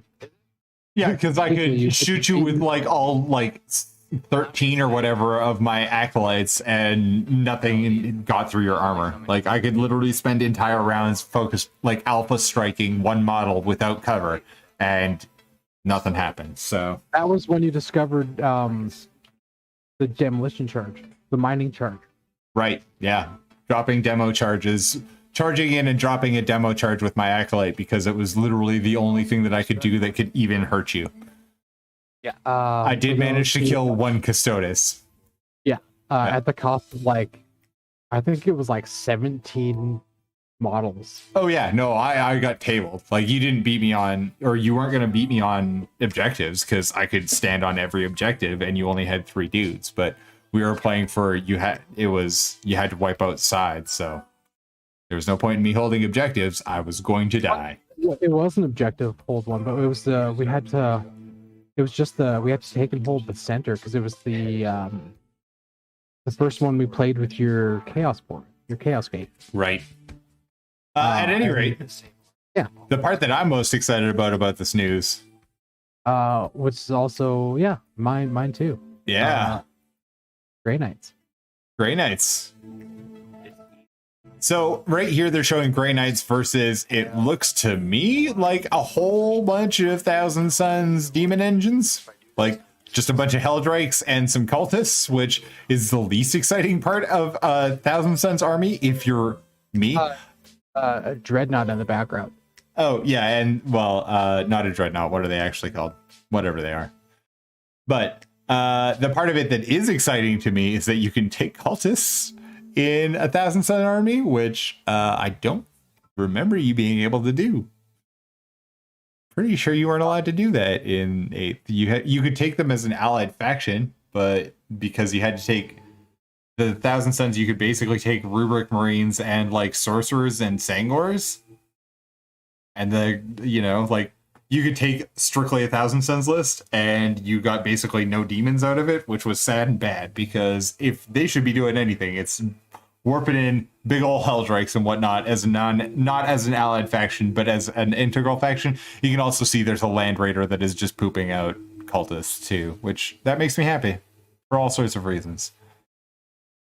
Also, Grey Knights. Yeah. Yeah, they're just getting kind of a rules update. It has been a while since Grey Knights have got a rules update.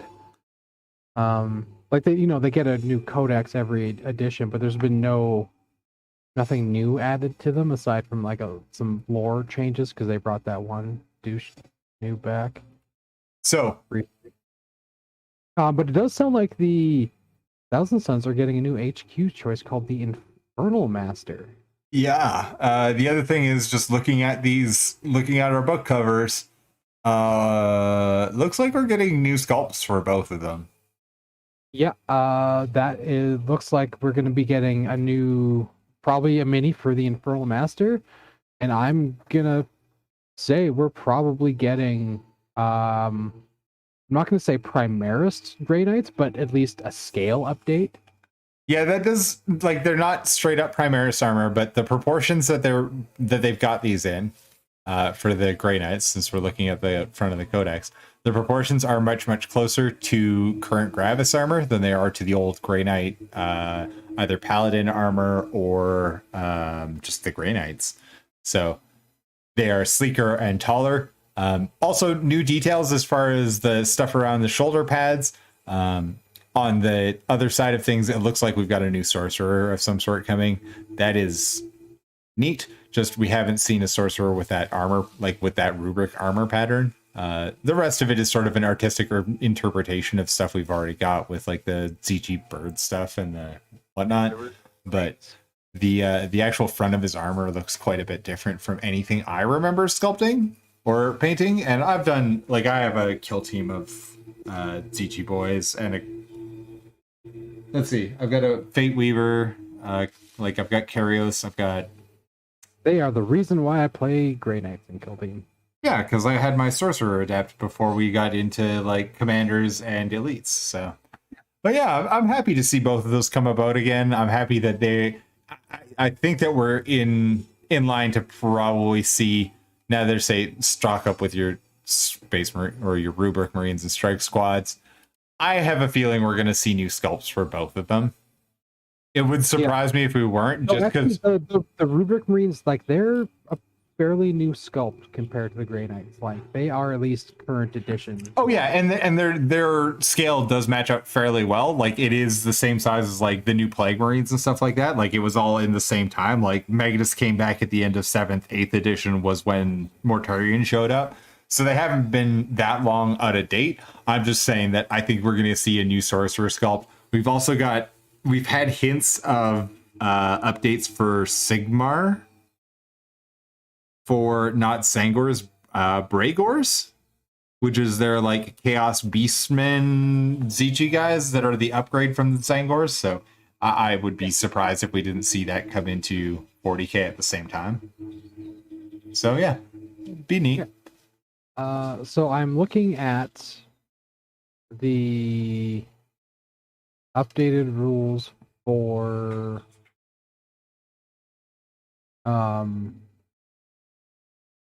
The Grey Knights, Yep. there is no new additions. No new, It's no new additions in what way?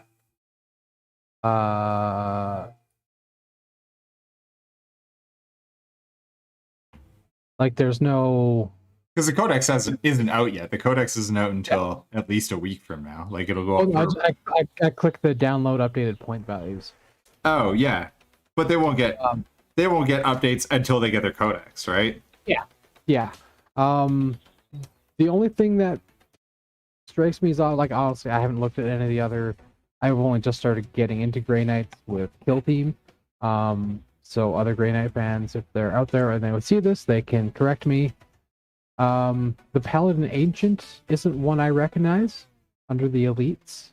Actually, never mind. Yes, I do. That's just a banner bearer for the paladins. Yeah. Which, seen those before. Okay. Sorry, I'm gonna mix up some wash for our dude here, for Duty McGee. So again, I'm just using my mixing brush. Sorry, I should keep this on screen. I'm using a combination of magenta and Payne's Gray here, because I like Payne's Gray for way too many things, and magenta happens to give us a little bit of color consistency with the model. So I'm gonna go with those as our main colors here. I'm keeping that stuff off to the side. Sorry, I'll see if we can keep it on here. I'm keeping those off to the side of my white spirits, and I'll go dipping into them to mix. I'm looking for a consistency and a color, so I'll work my way up to a consistency and a color that I'm happy with once we achieve that. So we're going with the Payne's Gray. So Payne's Gray is a bluish black, like it's a dark blue-black color. And then obviously magenta is exactly what you'd think it'd be. It's magenta. If you have questions about what magenta looks like, consult your printer. Or don't. I mean, I'm being flippant about that. Magenta is the non-existent color that we put on all sorts of things. It's fun. But it does look like there's a new addition to the Thousand Suns, though. What is that? Zangor. No, Zangors were always a part of Thousand Suns. It's Bragors is the new one. So Bragors are the... It was announced by GW that these were coming as Zeech demons. It's just that they haven't shown up necessarily in 40k. Like, they haven't talked about them at all in 40k yet, so... That's right, yeah, there's... I would like to see...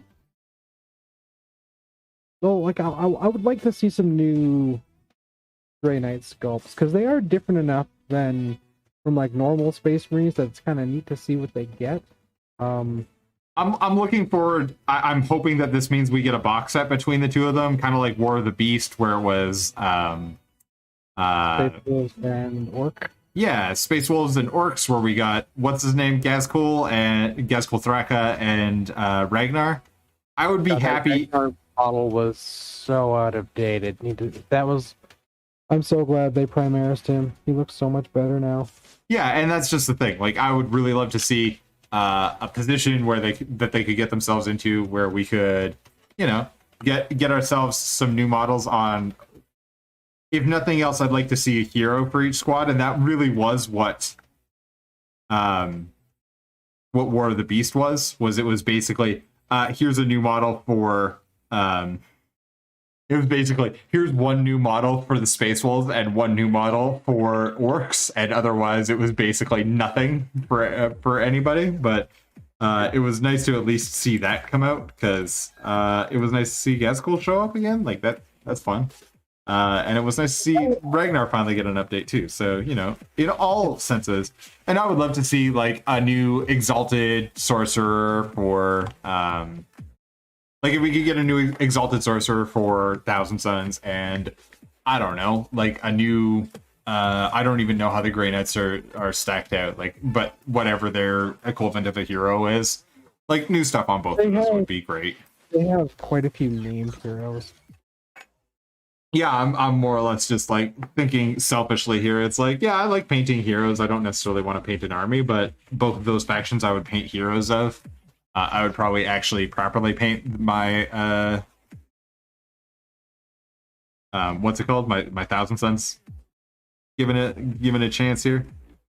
So I've got a little makeup sponge here. The wonderful and awful thing about oil paint is oil paint treated well and properly feathered off of the model looks great. Oil paint, when you just slop it on and are a messy boy or girl, there's nothing saying that you have to be a boy to do this, but if you're just messy about it and just slop it at the model and like leave it, yes, I know that they're calling it blunt Chitsu style or something equally ridiculous. I hate it. It looks so bad. There is a difference between the 2D representation that goes on in like the GW artwork and like you just dripping oil wash at a model and being like, this is better than me dropping just a crap ton of Nuln Oil at my model, right? The answer is no. It's not better. It's just different. You know what new sculpt we'll probably see first from Grey Knights, aside from like, you know, a standard squad of, I think their normal dudes are, well, yeah, the strike squads. We'll probably see a new box of strike squad, and we'll probably see a new brother captain. Yeah, that wouldn't surprise me. Base leader. They have 1, 2. Well, and like an exalted sorcerer for 1,000 Suns is their like it's still a human general as opposed to like going with like a demon or something like that. Like he is still a summoner. Like he can still bring in like, you know, bring in your variety of chaos demon summons, but like he's not going to be a full-on demon himself kind of a deal. So it would shock me if that isn't sort of the same lines as what we're getting, like a mid-range general for each faction. Seems about right with this box set, but you never know. It could be something way cooler than that. We could get like, you know, Gazgul was way cooler. Gazgul and Ragnar were way cooler than like mid-range generals. So hopefully maybe that's the way that GW wants to play these new battle boxes. Ragnar potentially might be the new Great Wolf of the Space Wolves. So is that post War of the Beast literature now, or so that was like right at the beginning of 9th. Yeah, so it's post War of the Beast. Yeah, Logan Grimnar is missing and presumed dead after the fall of Acadia. See, this is the thing with lore. I am bad at keeping up with it, even though I'm really trying. I'm mostly keeping up with AOS lore right now, which is that's fair. Hard in its own right. On that note, Steve, it's time for a break. All right, so let's just talk about this a little bit before we go to break. I've got oil washes on there. I've got a lot of white mineral spirits in these oil washes, specifically so that we can sort of flash these off over the break, and then we'll come back. All I'm doing to wipe these off is I've got one side of this that has a tiny amount of mineral spirits on it, and then the other side of the same thing has none. I'm just using it to sort of clean off the tops of things. I want the actual oil wash itself to sort of settle into the creases as well as into the bottoms of things. If there is too much mineral spirit in your mix, I have experienced, especially with the stuff that I'm using here, the Mona Lisa stuff, it's a cheap white mineral spirit, and it does get cloudy when it dries up if you dry it with a hairdryer, which I'm about to. So we'll see how it goes. If it's real awful, I've got other fixes, and we can do some other stuff to sort of clean it up a little bit, but that is where we're at. So again, I'm just using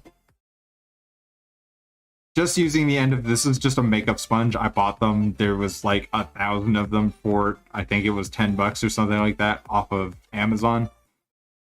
I sound like a Jeff Bezos infomercial, but yeah, just get them off Amazon, off of eBay if you don't want to support Amazon, because who wants to support Amazon, really?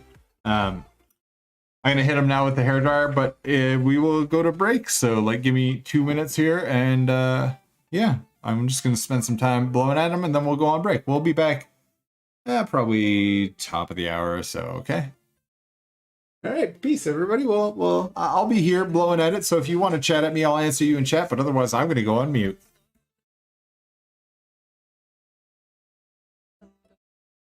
I'll be right back.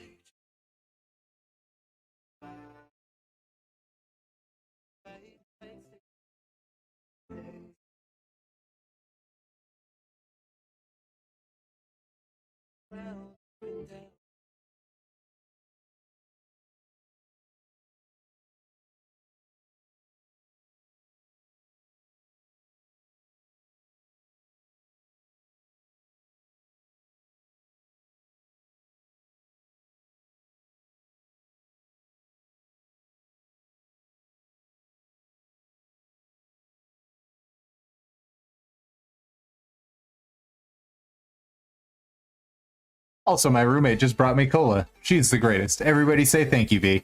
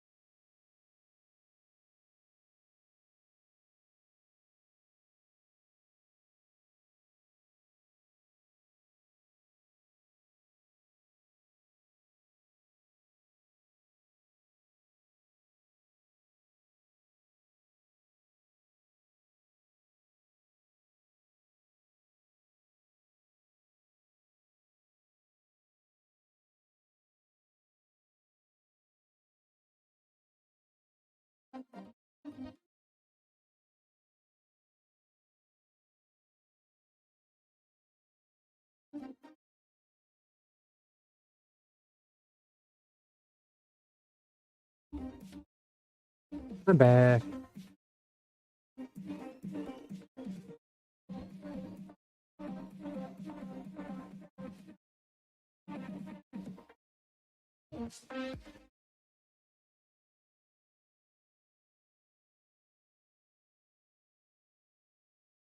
I had to go to the bathroom really bad.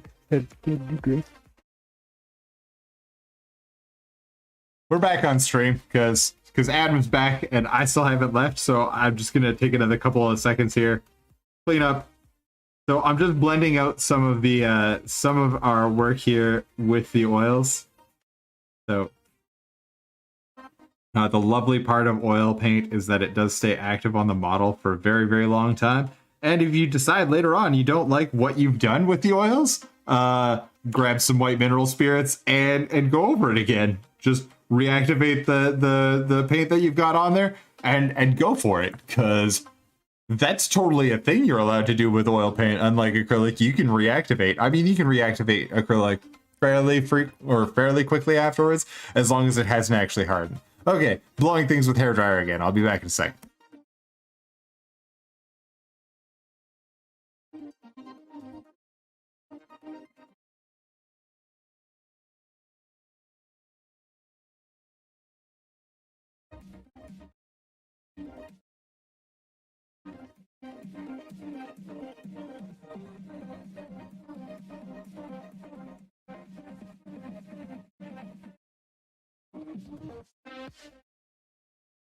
All right, and with that, I am actually going to go for a break. So we will be back in about 10 minutes. We'll be back at the top of the hour. So we'll see you guys at 8 o'clock my time and top of the hour, wherever it is for you. So we'll be back in about 10 minutes.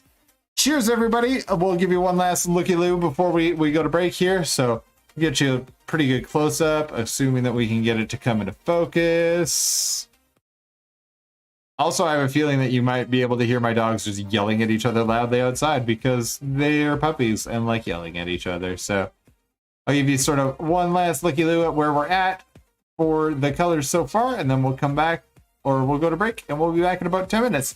If you would like to have your artwork featured on our break segment, you can always email me. Just I am choiceminis@gmail.com, or you can hit me up on Instagram. You just DM me. I'm choiceminis on Insta, so you can DM me. We'll definitely feature your artwork, and I promise it will actually be in the right orientation, even though the orientation of the artwork that's about to come up is just sort of whatever. All right, we'll be back in 10.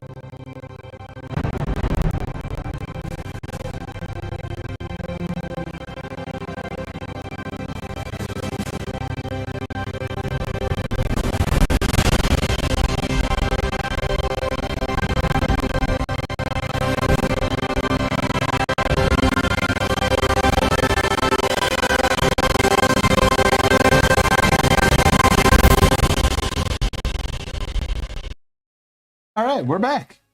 We're back. So I'm just taking a look at some of the oil that we've got on there. Some of it's in really good shape. Other parts of it, not quite dark enough. So rather than continuing to work with the oil paints, I'm going to take the cheater's way out. This is, to me, a panel liner, black. So this is actually enamel, so it's not an oil color, but it is still able to be removed and moved around with white spirits. So, and it does have a longer working time than what you would have with, say, I don't know, an acrylic paint. So rather than mixing mediums and stuff and having to use different solvents and stuff again, I'm just going to stick with what we've got because we've got that nice gloss. So the reason why we put down the gloss medium, I guess I should talk to that too. The reason we put down gloss medium is because gloss medium lets paint slide around on it much more easily. So you guys could see when I was putting down the oil paint, it was going into corners and crevices much more easily than it would otherwise do. That is the wonder and joy of gloss varnish. It also seals off our bottom coat, so you can get away with putting oils over acrylics. But because I put oils over really, really matte acrylics, it tends to stain the entire surface as opposed to just dropping into the crevices and stuff that I want it. Yeah, but we're gonna take our, so this looks very familiar to any of you who use extra thin cement. It's literally the same bottle. It's just that this stuff has panel liner in it. So I'm gonna drop some panel liner in places and show you how it kind of works. So we're gonna do this area underneath the kneecap there. And all I'm gonna do is just touch the brush where I've got a fairly, and you can see how far that spreads, like how far that panel liner spreads. I'll do it one more time here. We'll just do it at the corner of the knee. You can see how far that moves all on its own, right?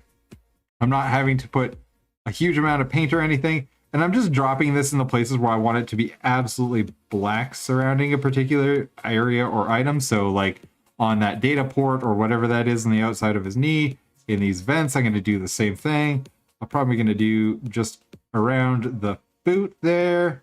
And then on the actual shoulder pad, I'm going to drop just a little bit in this corner. And then on the far side, I'm going to do the same thing. I'll drop it in that corner.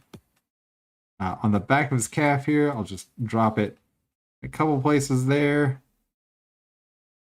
And then I'm going to drop it in the joints on his armor. The underside of this pad. Just all the places where I want it to be very, very dark.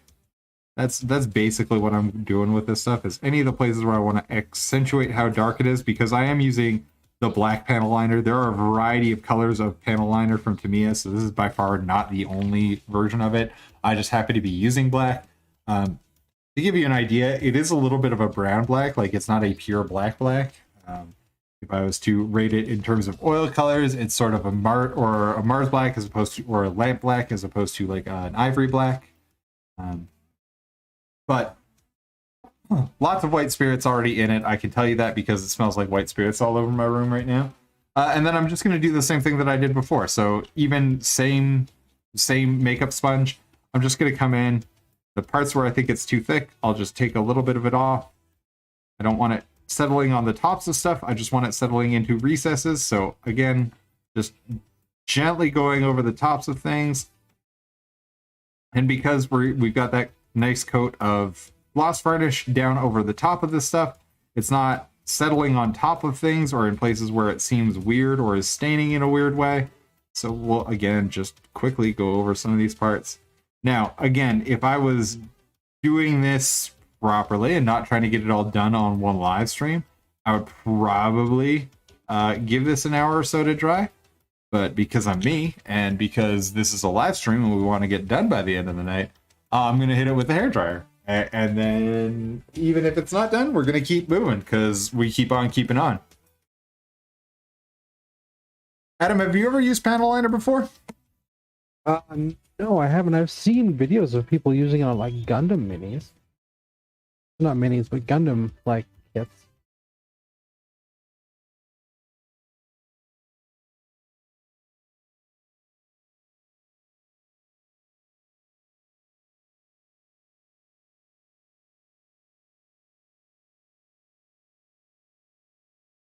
All right, so it's not by any means like hard at this point in time. We've kind of got soft shadows and all this. Any of the places where like the enamel or the oil paint has built up in a lot of ways. So like places underneath of the like around the bottom of, I'm trying to point with a hair dryer. So places like around the bottom of the boot and stuff here, it's probably still fairly wet. Like it, yeah, I could dampen my brush and move this stuff fairly easily still. But for the most part, we're just going to leave it as is now. And I'm going to come over with my airbrush now. And we're going to get this back to something I'd want to paint over top of. Because as much as painting with the oils over the gloss varnish is really, really nice, because it means that the oils go into the crevices and stuff a little bit easier. I don't want to paint over that. I hate painting over gloss surfaces with acrylics. It's bad. It's just genuinely bad. So we're going to come back in with our AKA Ultra matte varnish and give it a couple of thin coats here and start getting this thing done. So yeah. To your point with, you see it a lot in Gundams. Yes. Yeah, that is definitely where I've taken this technique from. I watch a lot of like Plasma models, a lot of Gundam MX series painters, so guys who paint the big like $400 Gundam sets from Bandai. This is a much more popular technique, as was oil painting and all the like oil washes for weathering and all the rest of that stuff. That was very much a that side of the hobby, like a hobbyist, like a military plastic models sort of technique, until like really recently. Like I want to say like Marco Frizzone was probably one of the first guys with miniatures to use oil washes. And even he's like, the oils can do more than washes. They can paint entire models, right? So yes, you can. I'm not that guy to do that though. Anyway, I'm gonna mute you guys for a second so I can hit this thin coat of AK with the hair dryer.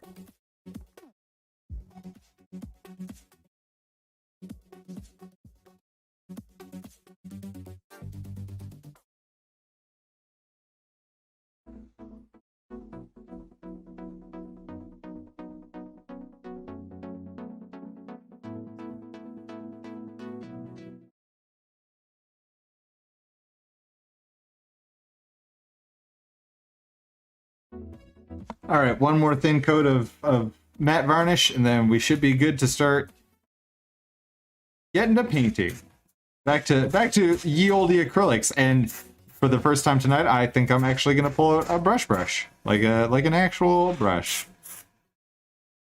Ooh, a brush.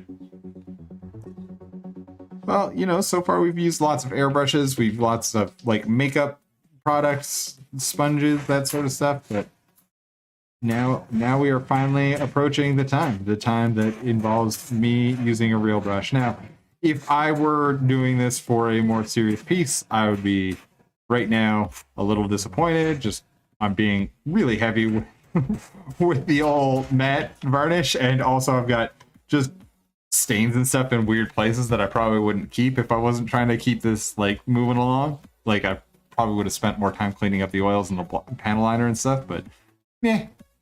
We're getting it done tonight. We're going to be done tonight.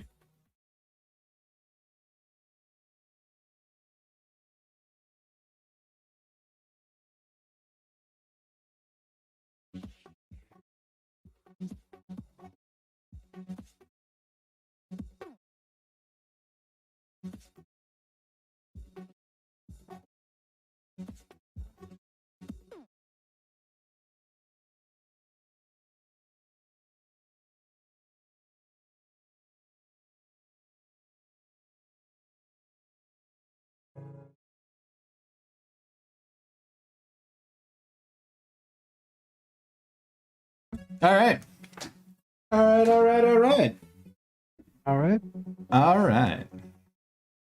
Oh boy. Check this out. I think I got the palette cam working again. Let's turn on the palette cam. Yeah, it is. Let's get this set up so that it's actually looking at something useful. Let's see how that works. Hey, it's not bad. It's not bad. Yeah, there we go. So, ye olde palette cam is back. You can see that there's a little bit of stuff that I've been using from earlier in the week where I was working on some of this stuff. Oh, goodness. Sort of. You can almost see what we were working on. We are now using my crappy Microsoft Web MS3000 Microsoft Web live cam because apparently running my battery from full to empty while it was plugged in and running Iridium for my webcam may have in fact murdered my Pixel 4. And by murdered, I mean the back is coming off my Pixel 4, and I'm sad because I am now without a cell phone.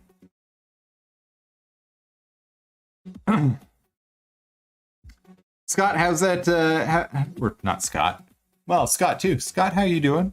How are all of you guys doing out there? How are things going tonight?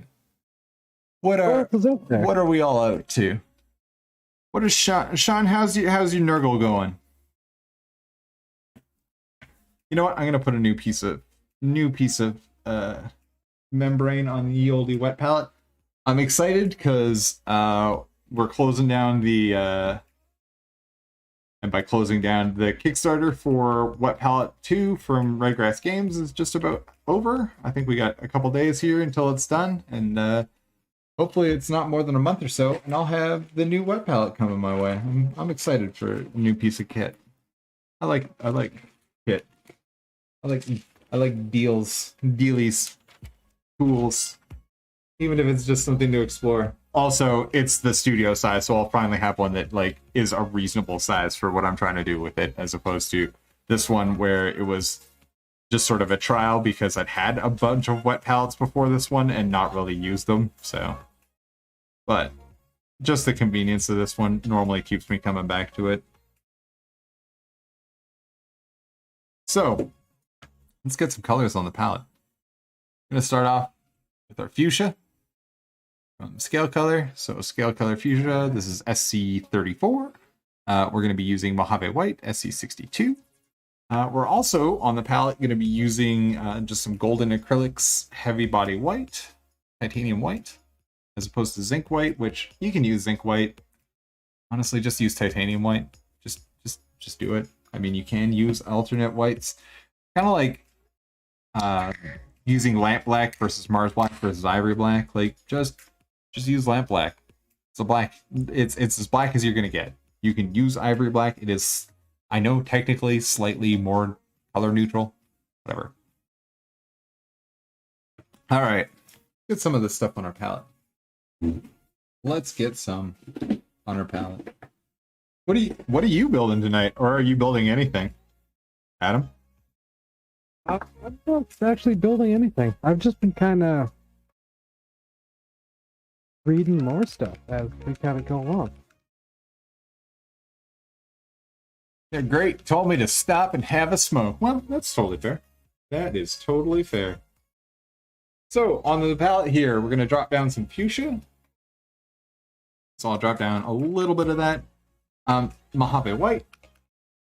And the reason, okay, so I should talk for a second about this. The reason why I'm using Mojave White is because it is a slightly desaturated yellowy white. Also, out of all of the scale color stuff, it is the color that is closest to white that I find flows well and covers well. So a couple of great attributes for when we're trying to use near whites. And then for our white, well, obviously, I'm just going to put down a little dab of our acrylic. I should note that this is acrylic. Like it is an acrylic. It's not an oil paint. I've had people in my life ask if I needed a giant tube of white oil paint, and I have one of those. I have one of those as well because mixing whites and blacks together makes desaturated grays, so that's an important thing to have.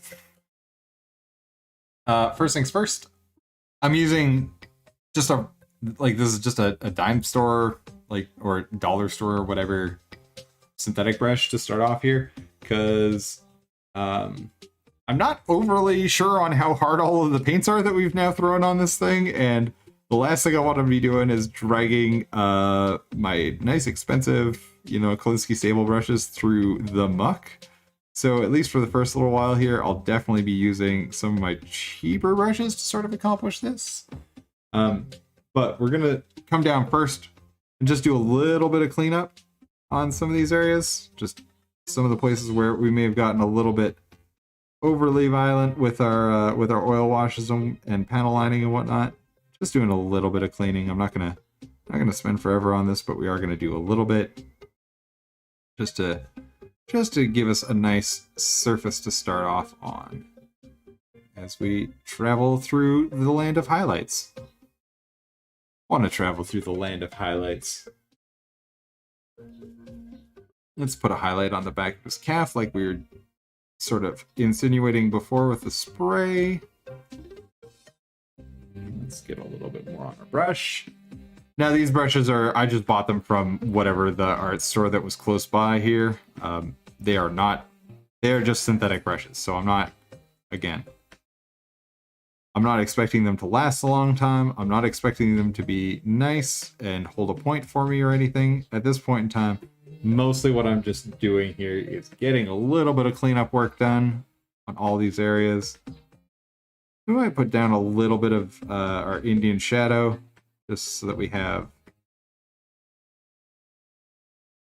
our shadow color present on the palette, so that I can clean up some of the shadows maybe if they need it to. I'm going to do this guy in a little bit more of a heavy metal style than I generally do. So when I say I'm going to do him a little bit, I'm going to do more edge highlighting and more sort of cleanliness on that sort of side of things. Normally, my painting method is much more volumetric highlights, and that's pretty much it. Actually, this is weird, and I didn't think about it until this weekend. I went back and rewatched all of the footage from the AOS 3 launch. Heavy Metal changed their style. Really? Yeah. So I went through and looked at it, and those boys are using volumetric highlights on all the new, well, not in everything, but in a lot of places on the new models that they painted up for Age of Sigmar 3. They're not using the classic GW Heavy Metal team style. They have clearly made some sort of switch as a team, because if you go back and look, shoulder pads on Stormcasts actually have volumetric highlights on them.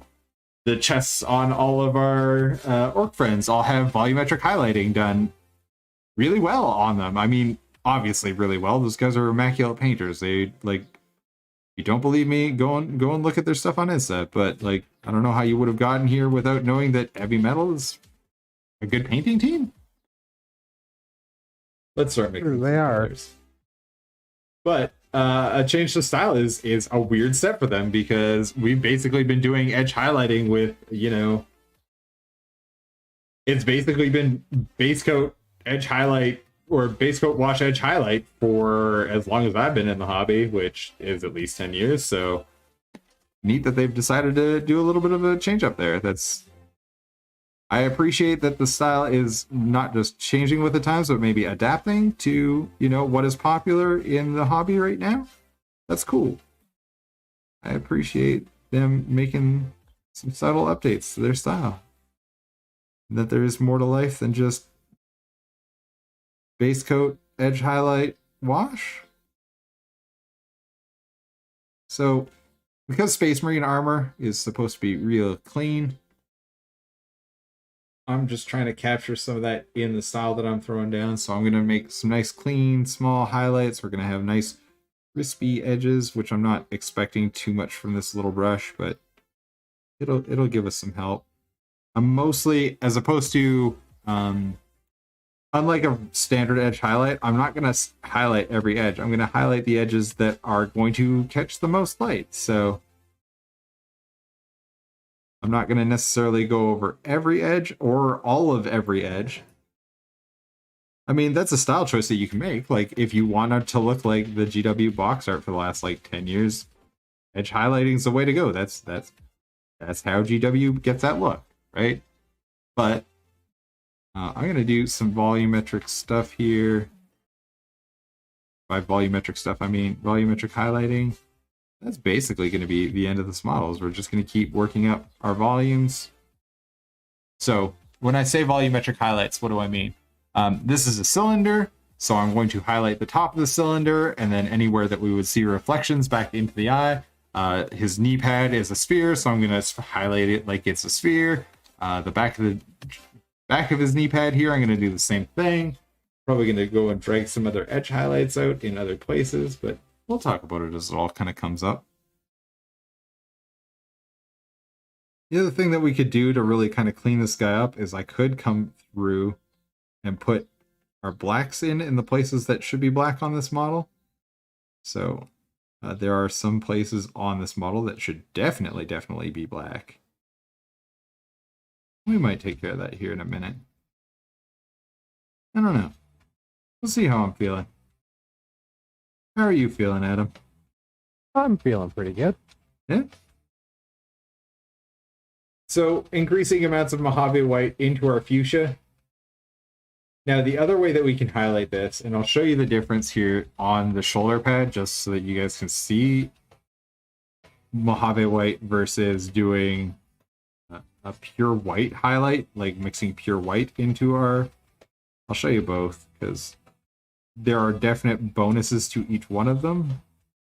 Oh, the other thing I should say is, as we're getting closer and closer to extreme highlights, I'm not necessarily just making like thin little like lines. I know I did that on the test model, but what you want to do for like say the top of this of his, I don't know, knee crown, feels weird to say. Take the edge highlight. So I'm gonna drag my edge highlight here and drag it towards where I have this really hot highlight here in the middle. And what I'm going to do is I'm actually going to make that highlight basically into a triangle at the ends that's flowing into this edge highlight, so that it actually looks like it's a part of the model. I know that that sounds weird, but it does make it seem somewhat more believable, at least in my opinion, as far as how that highlight would work. It's not just a straight little line. It is sort of a triangle that reaches out, or that branches out. Again, more Mojave White into our fuchsia on the palette there. We'll come back and we're just highlighting smaller and smaller areas each time we do this. The wonder of acrylic paint is it's always sort of semi-transparent. The wonder of bright acrylic paint colors, like whites and off-whites, they go on the model very hot, and then as they dry, they tend to become more transparent and not necessarily fade out, but they kind of get more to our desired color. And the reason why I chose Mojave White to do our highlights here instead of the straight white, well, we'll see it in a second. We can talk about that when it comes up in a second here. But we'll do both. The nice thing about the fuchsia that we've got on the palette is it is very strong as far as color, and it does stand up pretty well to being mixed with just straight white and becoming essentially fluorescence. Is why I haven't necessarily been using it straight yet, is straight white plus the fuchsia gets very close to being a fluorescent color. So watch for that in a minute. It's fun and hilarious.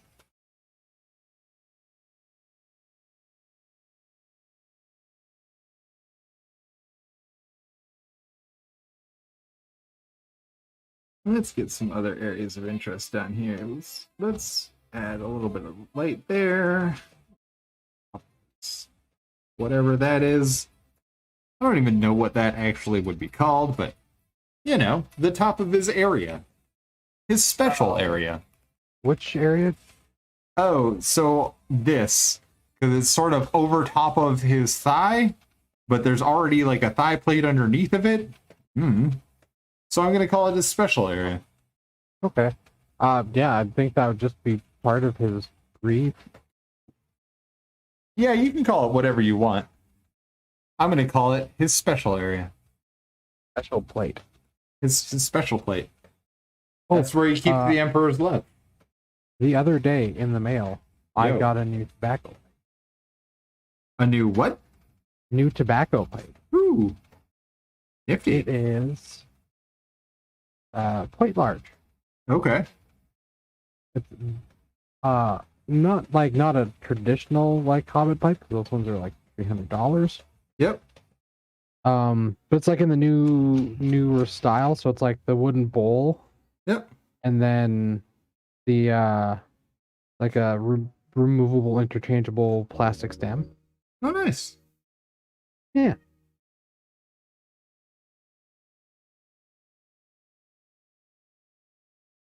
Just go Again, buy some fine pipe tobacco to break this thing in with.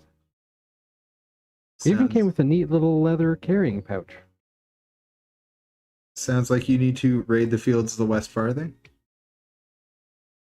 Yes, I would love to get my hands on some old Toby. Well, it is so good that an angel literally gives up on his job for a while to like just smoke with some hobbits. So like sounds like some pretty fine herb if I'm not mistaken. Yeah, it's Oh yeah, no, that's the thing I'm the nerdiest about is definitely Lord of the Rings. I forgot about the Lord of the Rings. That is the thing I'm most nerdy about. Never mind. Never mind all that stuff from before. Space travel and whatnot. It's LOTR. Both the movies and all of or J.R.R. Tolkien's books. novels. Even the ones that he didn't publish and that his greedy money grubbing child who is not an author and should never have been in charge of his father's estate. Even all those ones. All right. Let's see, I'm gonna put some of this here. Just give it the impression that there's But without his money grubbing son, we wouldn't have got 3 excellent movies. I think that was kind of in spite of his son. You got to remember that when those movies went into production, Chris was already in his mid 80s. This is true. Or sorry, mid 70s when the first 3 went into production. And then the rest of them was just studio executives being studio executives because The Hobbit should have been a movie. At very most 2 movies. Not the hellscape that they forced Peter Jackson to direct. Otherwise, he would have had to lay off most of Weta Workshops. Thought he only produced The Hobbit. I didn't think Nope, he was the director for the Hobbit trilogy. What the fuck, Petey? New Line threatened to pull all of their funding for the project if it wasn't 3 movies instead of 2, and they told him that 2 months before they began started shooting the actual movies, and yep, it was a genuinely bad situation made worse by studio greed. Because capitalism always works for the best of everyone involved, and not just the rich dinguses at the top. He says sarcastically, knowing full well that is the opposite of how capitalism works. And also, I did call them rich dinguses because we're trying to keep it PG. If you would like to hear more of my opinions about how the world is a mess that is created for us by the rich to keep us trying to hate our neighbors instead of the rich, you can follow me on Twitter at Choice Minis, where I constantly rant about things that I should probably keep my mouth shut about for when the fascist state takes over.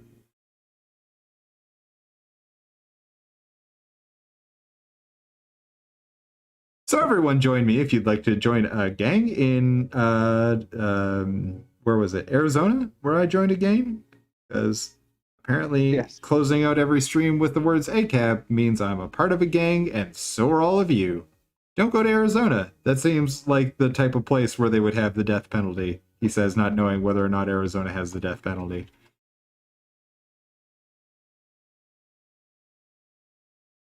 I mean, the death penalty in Arizona is literally just like walking out into the sun for like a couple of hours in the summer, but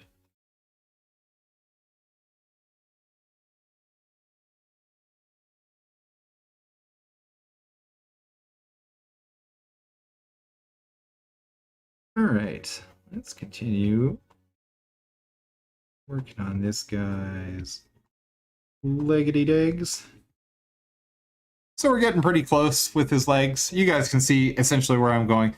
The process at this point in time is continuing to refine shape, refine lighting, You know, make sure we've got nice smooth blends all the way around. Even though we did a lot of the work with the oils, we didn't do all of the work with the oils, so we'd have to, we would want to come back a couple of times and mix our ways into the highlights and integrate our shadows so that our shadows are nice and reminiscent of our highlight colors and all the rest of it. Like, we don't want to get too crazy out of the realms of things. Continuing to clean up where the shadows exactly lie on things. That just bring a little bit more unity across the model. But you guys can essentially see where this is going, right? Like, this is the starting place. From here on out with this color combination, really the work is just continuing to refine that shape, right? So we've got a nice little line basically with different angles just because of the angles of the plates and stuff, but you guys can see we've got a nice little reflective line that carries on down the model, down to his boots. It is most reflective at the top of the model or on areas of interest like this knee pad. It is less reflective on areas that are further down the model so that we would have the overall gradient effect of things that are most interesting and brightest up at the top, whereas things that are less interesting and closer to the ground down at the bottom, so that we're not drawing away from the imaginary Space Marine face that would be somewhere around here, right? Our imaginary Space Marine face would be the hottest version of this pink, and it would end up being somewhere up here. Now, let's take a look at our friend here. Let's see if we can get our little friendo in focus. There we go. So you guys can see I did a little bit of this is inspired by like the mask and stuff from the Slanesh demons. In a lot of cases, they've got this kind of cool looking artwork that sort of snakes up from the legs up into the more faded areas up at the top. What was that about a gang? Oh, every time I say ACAB, we all become gang members in Arizona. They decided that anybody who says ACAB in any form of media has joined a gang. It's mostly so that they can use gang-related funds to terrorize and intimidate people who don't like cops. Weird that cops would say things like that about cops. I'm Canadian. I'm sorry to any American viewers who are on here who've now heard me say ACAB a dozen times and now can no longer visit Arizona. But why would you visit Arizona? Like, Arizona is where we send our old people in the winter so that they don't freeze to death. I can't think of a good reason I would want to visit Arizona on a regular basis, but I'm open to suggestions. If you're from Arizona and are like, this Canadian guy is a jerk, Arizona has many fine qualities. Hit me with it. I want to know why I should go visit Arizona. Because, as I said, normally Arizona is just where we put our bad hockey teams and our snowbirds. It's generally what we do with it, right? We sent the old Jets to Arizona.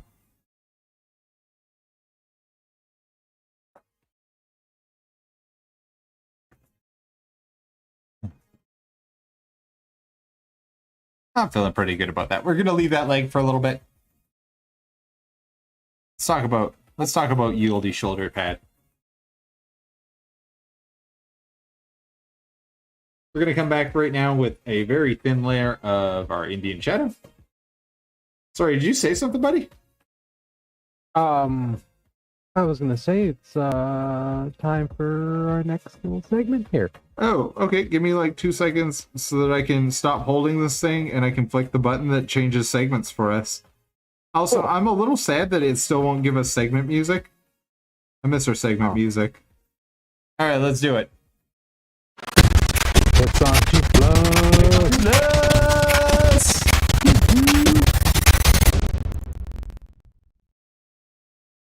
All right, buddy. What you got? What you got for our hits on 2+ this week? Mine is a diorama by Shanksik Park or Marble Cat 3059. It is a Zoid. I believe it's called Zero Rex. And it does definitely looks like a Rex. Yep. Yeah. It is. It's so good. It is incredible. Yeah. His weathering looks like real rust. Yeah, man. This is the side of like this is the side of plastic modeling or Plamo or whatever they're gonna call it, Plasmo, that I really love. sort of the sci-fi take on things. A lot of this is oil washes, it's enamel paints and acrylic paints. Like they're gonna get into the details on like palettes and stuff like that. That is acrylics, but a lot of this is gonna be enamel paints. It's gonna be a lot of Tamiya, Mr. Surface, Mr. Paint, that sort of stuff, which isn't something I see a lot of in miniature painting, but definitely growing in the hobby again. I mean, I'm not talking like testors and Humbrol enamels, but like Mr. Surfacer, Mr. Paint, that sort of stuff, like the Japanese brands and South Korean brands. Man, this model is so cool. Sorry, I want to show the zoom out one. Can I show the zoom out one? Yeah, absolutely. Okay, so this is the more zoomed out of the same mech. So this is Zero Rex. Just a more full view as opposed to the individual details. It is so fun. It's just a T-Rex with a giant F-off cannon on it. Yeah. Great. I actually quite enjoyed the Zoids TV shows. Not all of them, but there was the first one. I think there was like a follow-up series after it were pretty good. The other ones actually I haven't watched, so I'm not sure. But the two Zoids like animes I've watched were pretty decent. Totally fair. I've seen none of the Zoids. I didn't even know that was a thing. I was just like, Zoids, that's a cool name. So there you go. That proves how ignorant I am about this entire subgenre. So yeah. All right, cool. So if you guys want to vote for Adam, you can always put it down in the comments, put it in chat. Obviously, just an incredible piece of work from Marble Cat. So like, kudos to you, Marble Cat. You guys can go and take a look for yourselves, or if you want to follow Marble Cat. If you want to follow Marble Cat, you can just go down the links in the description on YouTube, or you can go and check out the YouTube, or you can join our Discord where we post the stuff. We post early pretty much every week. I'm trying to make sure we post early every week. So if you guys want to go and see more of this stuff, get the inside scoop, see what Adam and I are talking about for all the scripts and stuff, because this is definitely scripted, but like the loose parts of the scripts that we put together, you can see all that over in our Discord community, which you can also get to through our Willow link. Want to see what I got this week? Yes. All right. A little bit of an explanation. Z Painting Miniatures. This guy, he and I have been following each other for a while on Instagram. We started talking a couple of weeks ago, and he recently launched his own YouTube account. He is doing produced videos, unlike me, where it's just like unscripted good times where I get to hang out with my buddies and we chat about models, and Adam and I yell about things a lot. Honestly, it is one of the best channels that I've seen for being thorough and detailed about the beginner parts of the hobby. As much as I can do some of this stuff live, there is something to be said for when you can cut it all together. So if you are new to the hobby or know somebody who's new to the hobby, this is a really great channel to go and watch. He's releasing movies every Saturday.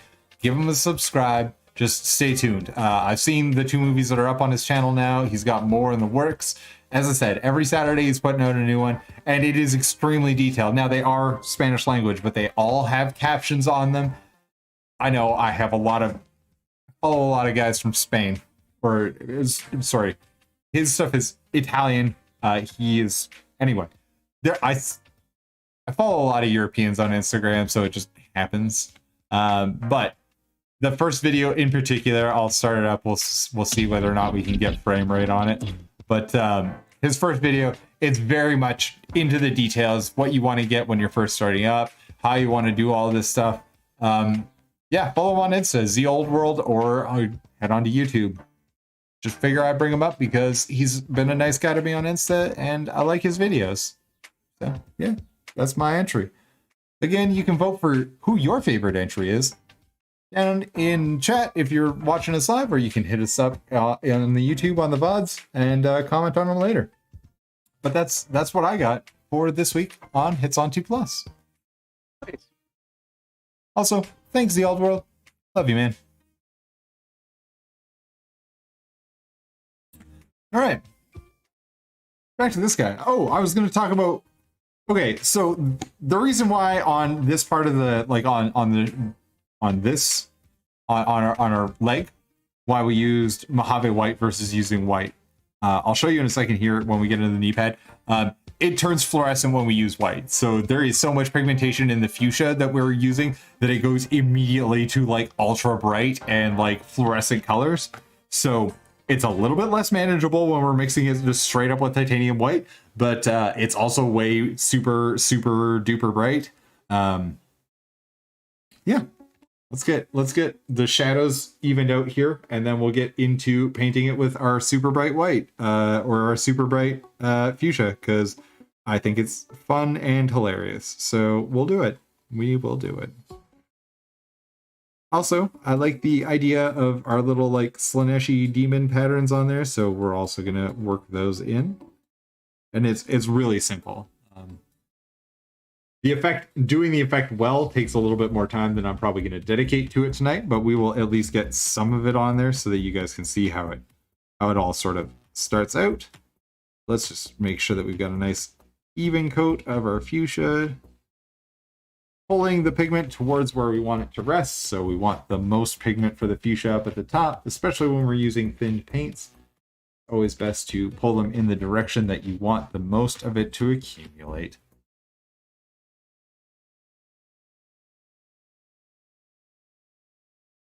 Yeah, man, give him a watch. There's only the 2 videos up, but he is going to be posting once a week on Saturdays. So I'm excited for more from ZBrush, Z Old Brush, or Z Old Brush.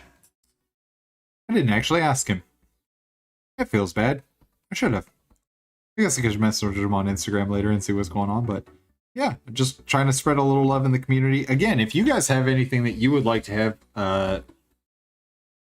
featured on the Hits on 2+ segment or during the breaks, you guys can always DM me on Instagram. I'm around. I like talking to people on Instagram, especially other hobbyists. Or if you, want to have stuff in the Hits on 2+ segment, hit up Adam, hit up me, Mando, beach_vacation_Mando will get Adam or Mando or Amdo. I'm not sure what I was going with there, but I messed it up either way. And you can get me a Choice Minis.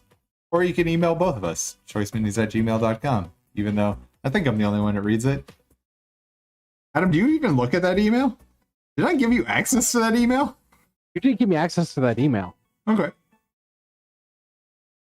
I feel like that's on me, but I'm also not going to change it right now because we're in the middle of streaming, supposedly. We are in the middle of streaming, so... Alright, let's start getting our white mixed in. So I'm going to take a pretty good puddle of our fuchsia here. And I'm going to start mixing in our titanium white.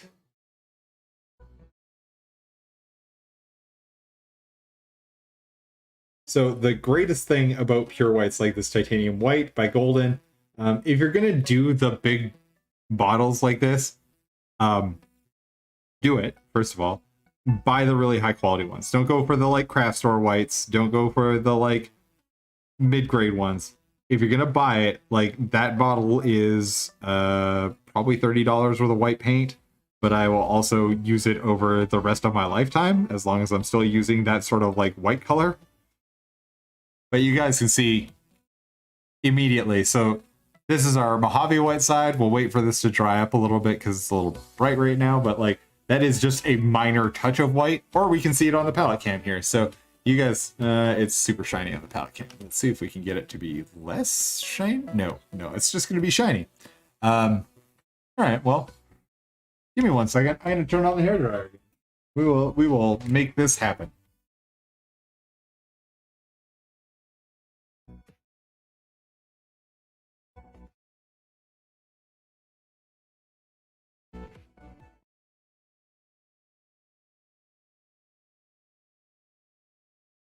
So the difference between our off-white and... So this is using the off-white on our...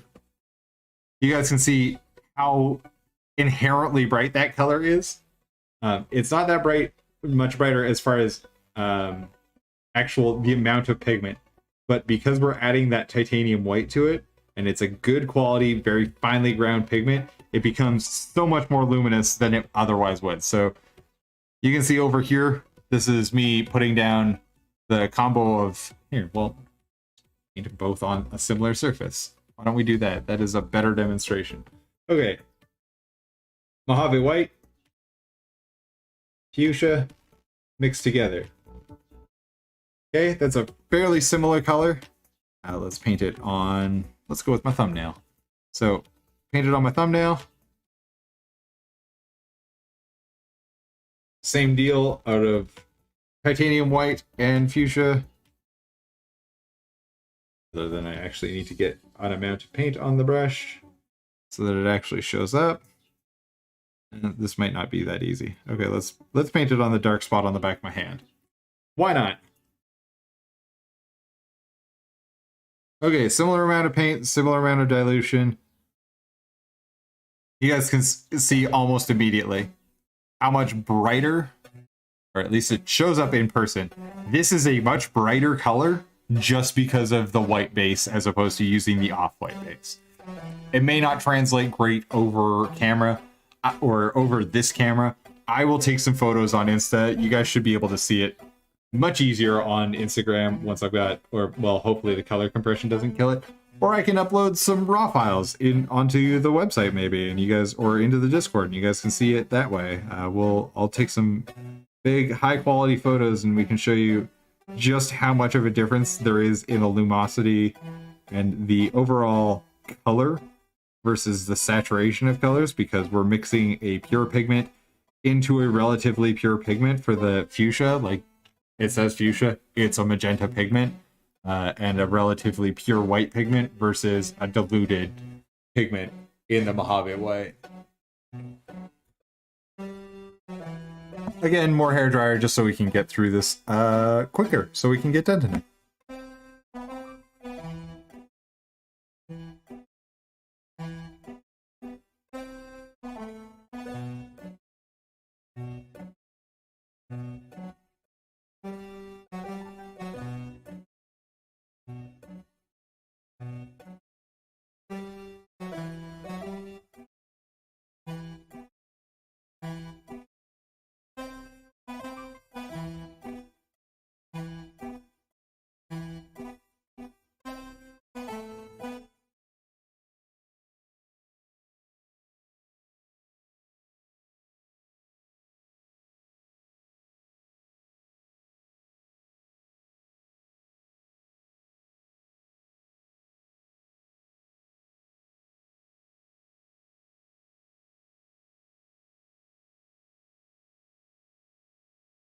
Man, my spelling is just atrocious right now.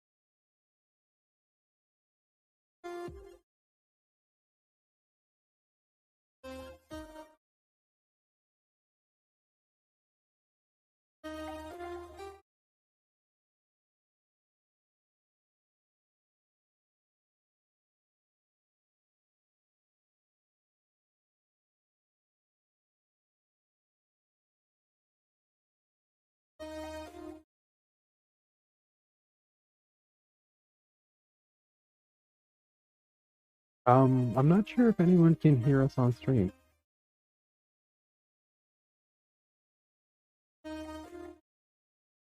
Wait, no, my voice is coming through.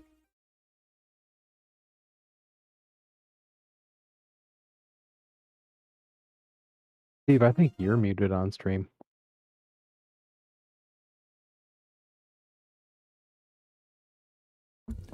I definitely had my mic on mute.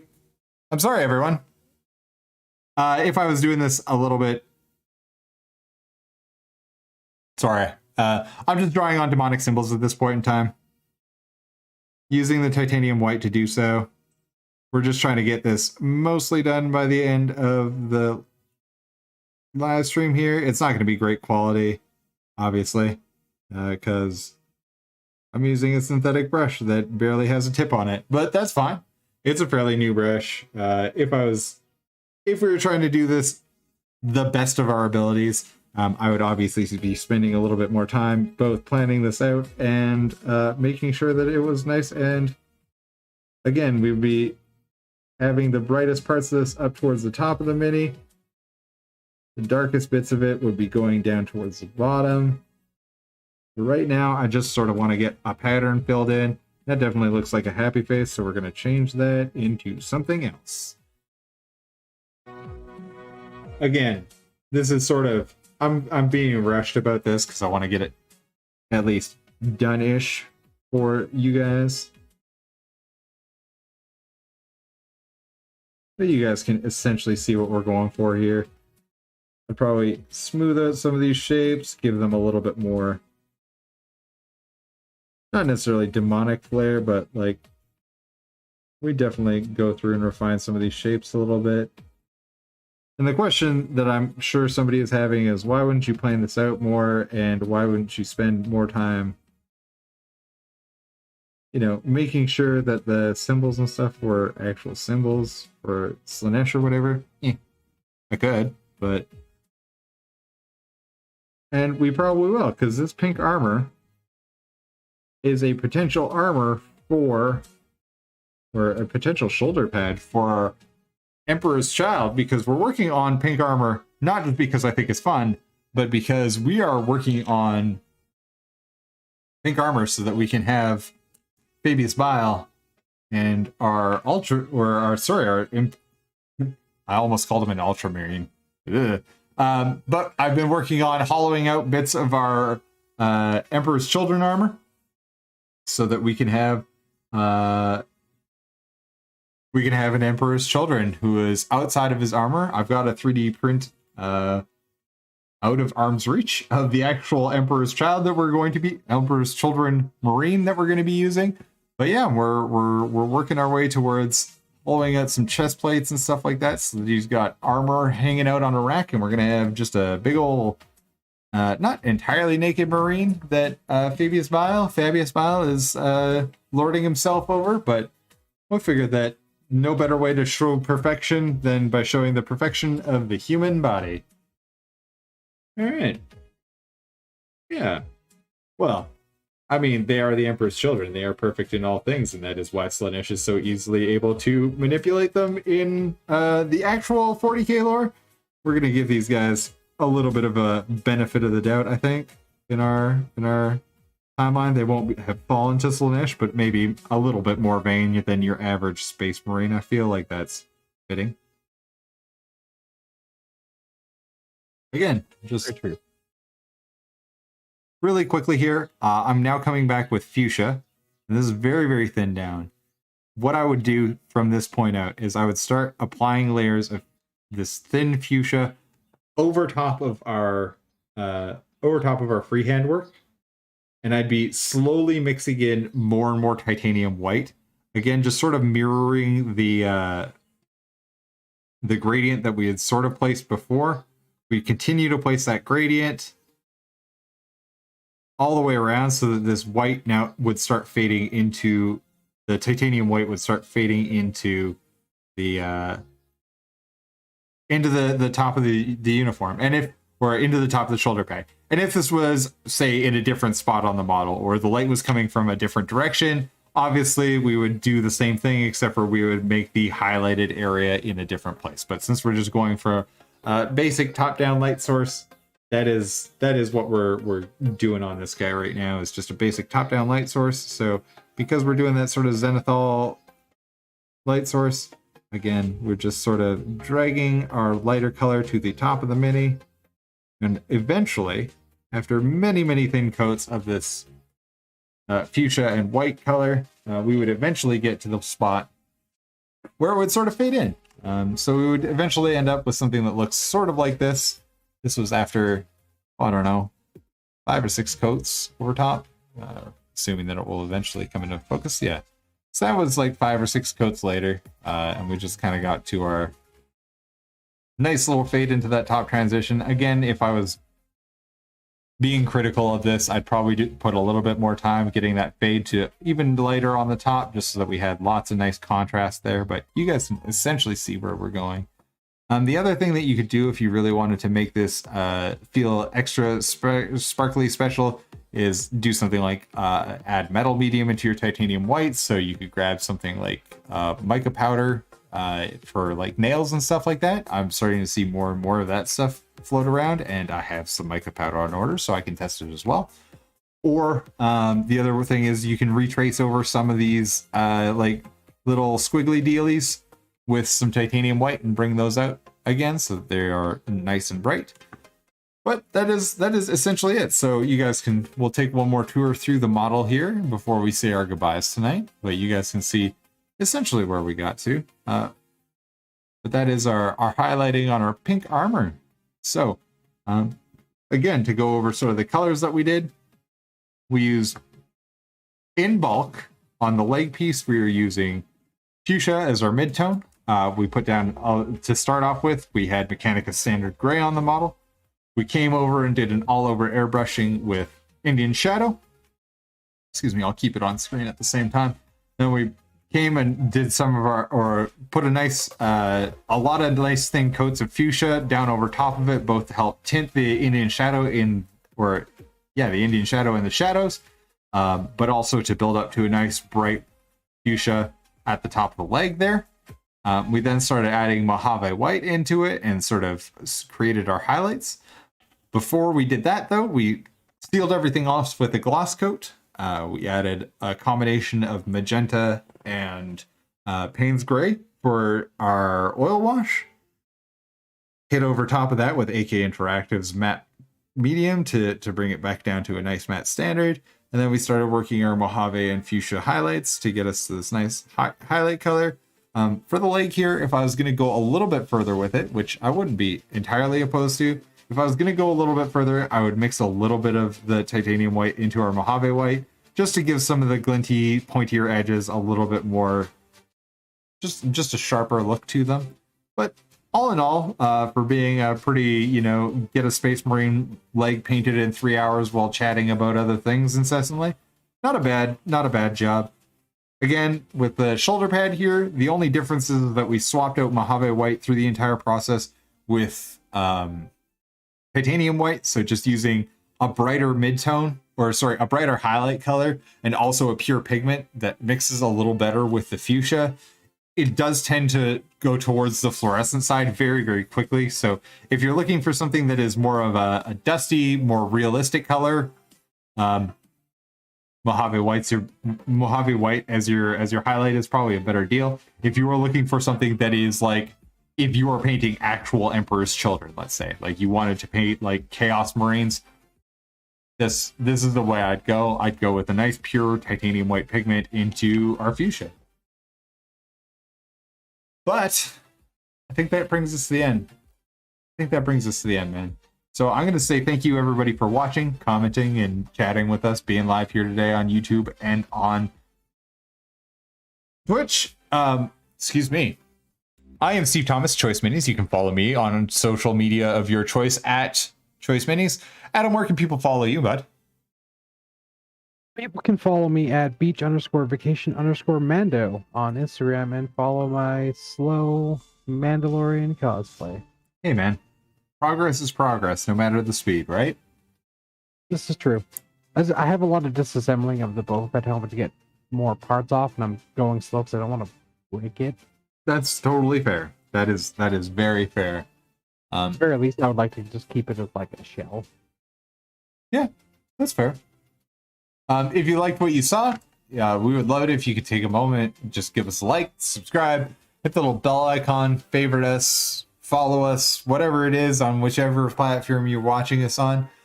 We would love it if you could go over to ZBrush Painting or Z Painting, old Z Painting. Give him a follow on YouTube, or head over to his Instagram, or go over to, and I'm gonna mess up his name here. What was your choice for hits on 2+? Shanksic Park. His IG is marble_cat3059. There you go. You could go and give them a follow. That'd be cool. He has some amazing stuff. Yeah, man. Yeah, go and send them some love. If you have any suggestions for models that you'd like to see me paint, or other tutorials I can give you guys, we're going to be back on Thursday. We're going to be painting graybeards, and not graybeards the model graybeards, but like gray as in the hair color gray. I'm going to do it a couple of different ways, so hopefully we can get through all of that in 3 hours. But we're going to be doing gray from black/dark brown hair and gray from light brown hair. So a couple of different ways to get to gray. If you want to just chat, hang out, whatever, you can always email us, choiceminis@gmail.com. You can support us by buying our merch or donating to the stream. Or if you're really into it, tell a friend. Just bring somebody else along on the stream. It'd be super cool to have more people in the stream with us. Adam, friend, I love you. I love you too, dude. I just discovered that Marble Cat has a bunch of Machine and Krieger further down his page. Yeah, he definitely does. I don't know how you missed that, man. That was literally, I was like, why did he choose this one when all of these exist? But I wasn't going to say that because I think that you still chose a cool one. The Zoid Rex was pretty neat. So I just didn't scroll that far down. I should have. I literally stopped like right above. If I would have scrolled like one more scroll, I would have got to it. Fair enough. We'll be back, as I said, on Thursday. We'll be working on some dwarf beards on Thursday. The 10th? Thursday, June 10th at 8 o'clock Eastern Time, 5 o'clock Pacific, 6 o'clock p.m. right here in Calgary, Alberta, Canada. Do something about white supremacy. ACAB, I love you guys. I love you guys so much. Peace. Bye. Bye, everyone.